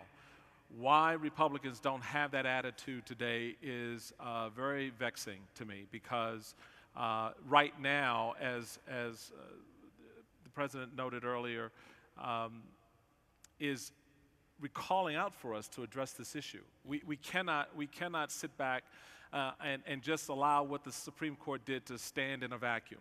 And I get the constitutional arguments that the Supreme Court made, and that's their interpretation, their ruling. So now it is up to the legislative body to act. And I've said from the very beginning of the day that ruling was made that this is a moment for the GOP to come and get in front of it and to lead on this subject and to have a national conversation about the relevance of the Voting Rights Act to future generations. That yes, we are past a lot of barriers, but there's still more that are out there, some of which our own folks are putting in the way. We need to be clear, we need to be articulate about why we value the franchise so important. That yes, we do believe that there should be appropriate structures in place to make sure that the integrity of that franchise is kept. So does that include voter IDs? Let's have that conversation. Does that include other changes in the laws? Let's have that conversation. But you cannot go out 3-6 weeks before an election, change the law for that cycle and tell people, oh, now you got to catch 2 buses before you can get to the ballot box. Now, instead of having a week to vote, early vote, you're going to have 4 days. Now you're going to lose more time at work and therefore more pay, because it's going to take you longer to go vote, because the lines are longer because you move the machines. So we get what's going on here. I think a lot of Americans do, and my hope is that Sensenbrenner, Rand Paul, and others become more vocal in their leadership in pushing the House and pushing the Senate to act on the Voting Rights Act now. And I'll say this finally. What are we so afraid of in the vote? If you make your case to the American people, if you come to the black community and say, see if I can borrow your paper, this is what we stand for, read it, let's talk about it, what are you afraid of how they vote? So we should be, like the chairman said, encouraging the franchise and inviting people to the ballot box to have greater access, not less access, because I like to think that we can make as good or better argument that the Democrats can on the economy and jobs and health care, but let's have that argument. Let's not shrink away from it because we're afraid of how people are going to vote at the ballot box. Mr. Chairman, if you went to the black community and presented what's on this paper, oh, I know. You would win elections. I would. I would. Very good, very good, very good. But I want to make sure people have a job afterwards, so. Listen, Sorry, we've had to truncate this conversation, but this is where we start. We've got a long road ahead of us. We are on our way to a midterm election in 2014 that is probably the most crucial midterm election in the history of this country. That's right. It will very well determine whether the first black president of the United States ends up leading his last part of his term as this one lame duck session. So the question is, as we close out, and I'm going to ask you to do this, we're going to jump ahead. There are many other questions that we had from our members, but I want to get folks to lunch and that kind of thing. And this, let's just look at this as a down payment. It's a first installment in a conversation that's continued now into the conventions. Sure. The NAACP will be at both the Democratic convention, we're looking forward to it, and the Republican convention as well. Yep. That will tell us the outcome. So with that, I'm going to ask, in 2 to 3 minutes, in reverse order, I'm going to ask my friend Michael Steele to go to the podium and give some closing remarks. And then my good friend Debbie Wasserman is going to ask you to do the same thing. Michael, if you don't mind. Oh, sure thing. Absolutely. Well, I want to thank you all again for the opportunity to be here and to begin the conversation again. And what I want, I said this to Hillary the other night when we were talking. I said, what a lot of people don't understand about conservatives like me, and there are a lot of us, is that I was not born a conservative. I was not born Catholic, but I was born black. And that experience has been more of the shaping of who I am and what I believe. And that's important. As we adopt a political philosophy or an ideology, that also is important. And how we integrate the two, I think, matters to how our community will prosper and go forward. So I really want to reiterate the importance to both the chairman of the board and the president of the organization, that at least in this black conservative, you have a friend and someone who understands not just the struggle of this institution, but the struggle of our community, and want to be a voice that stands in partnership at times with my opponent, but also is willing to stand in opposition with my opponent on things that matter to us. And so I encourage Republicans in this hall and outside this hall, I encourage Republicans around the country to engage the NAACP, to engage the black community in a conversation about what's important to them, and then act on it legislatively and otherwise. So I'm down for that fight, Mr. Chairman. Count me in, Mr. President. Let's go do this revolution right. God bless. Thank you, Michael. Debbie Wasserman Schultz, thank you so much. Thank you so much, Hillary, and to the membership of the NAACP. Again, I'm so proud to be able to join you this morning. I ask you to measure both me and my party, not on what we say, but on what we do. That is the most important thing. And I would also ask you to measure us on what we do compared to what our counterparts and our opponents say and do. Words matter, actions matter so much more.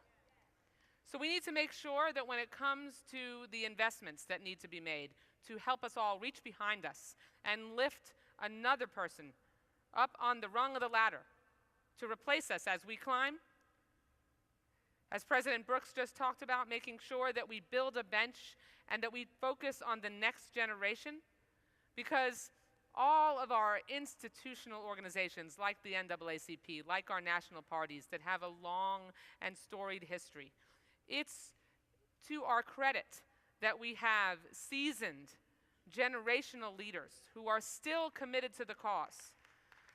But it is on us to make sure, whether we're women or African Americans or Hispanics or LGBT Americans or anyone of any stripe to be committed to replacing ourselves. Because the only way that we're going to have a legacy to carry on is if we make sure that someone steps up and stands in our empty shoes. It's so critical, and this all sounds very lofty, but what that means is we have to invest in making sure, like the DNC Hope Institute does. We've just trained our 100th diverse young person. We have a fellowship program that makes sure that we recruit from the most talented young people all across the country who are specifically diverse so that we can deploy them all across this nation and train the next generation of young people who want to enter public service and the political process.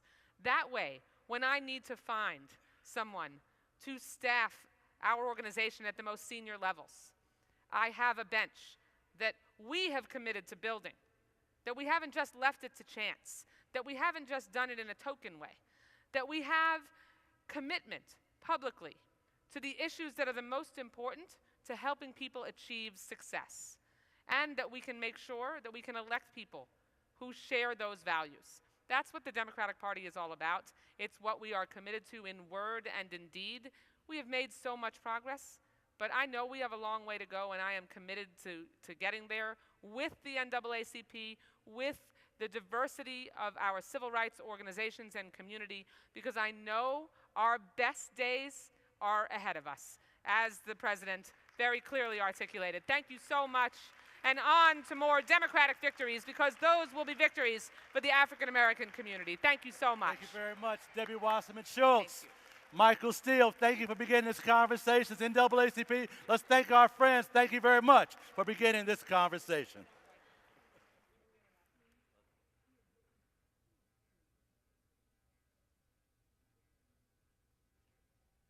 Oh, I believe it's time for the benediction.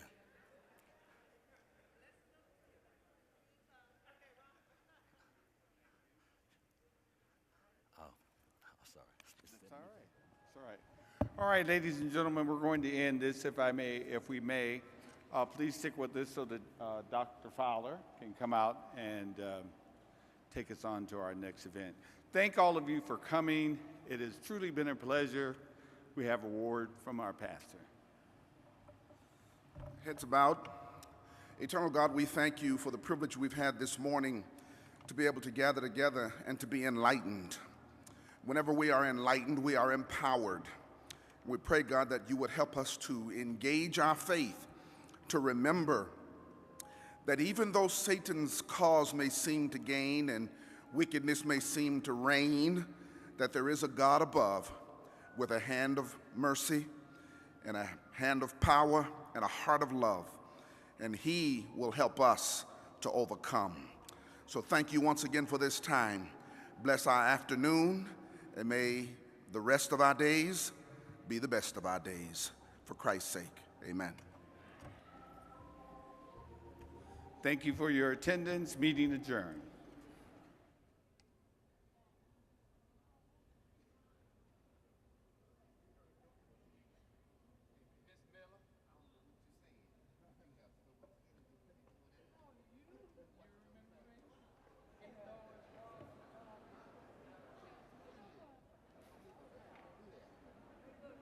Thank you.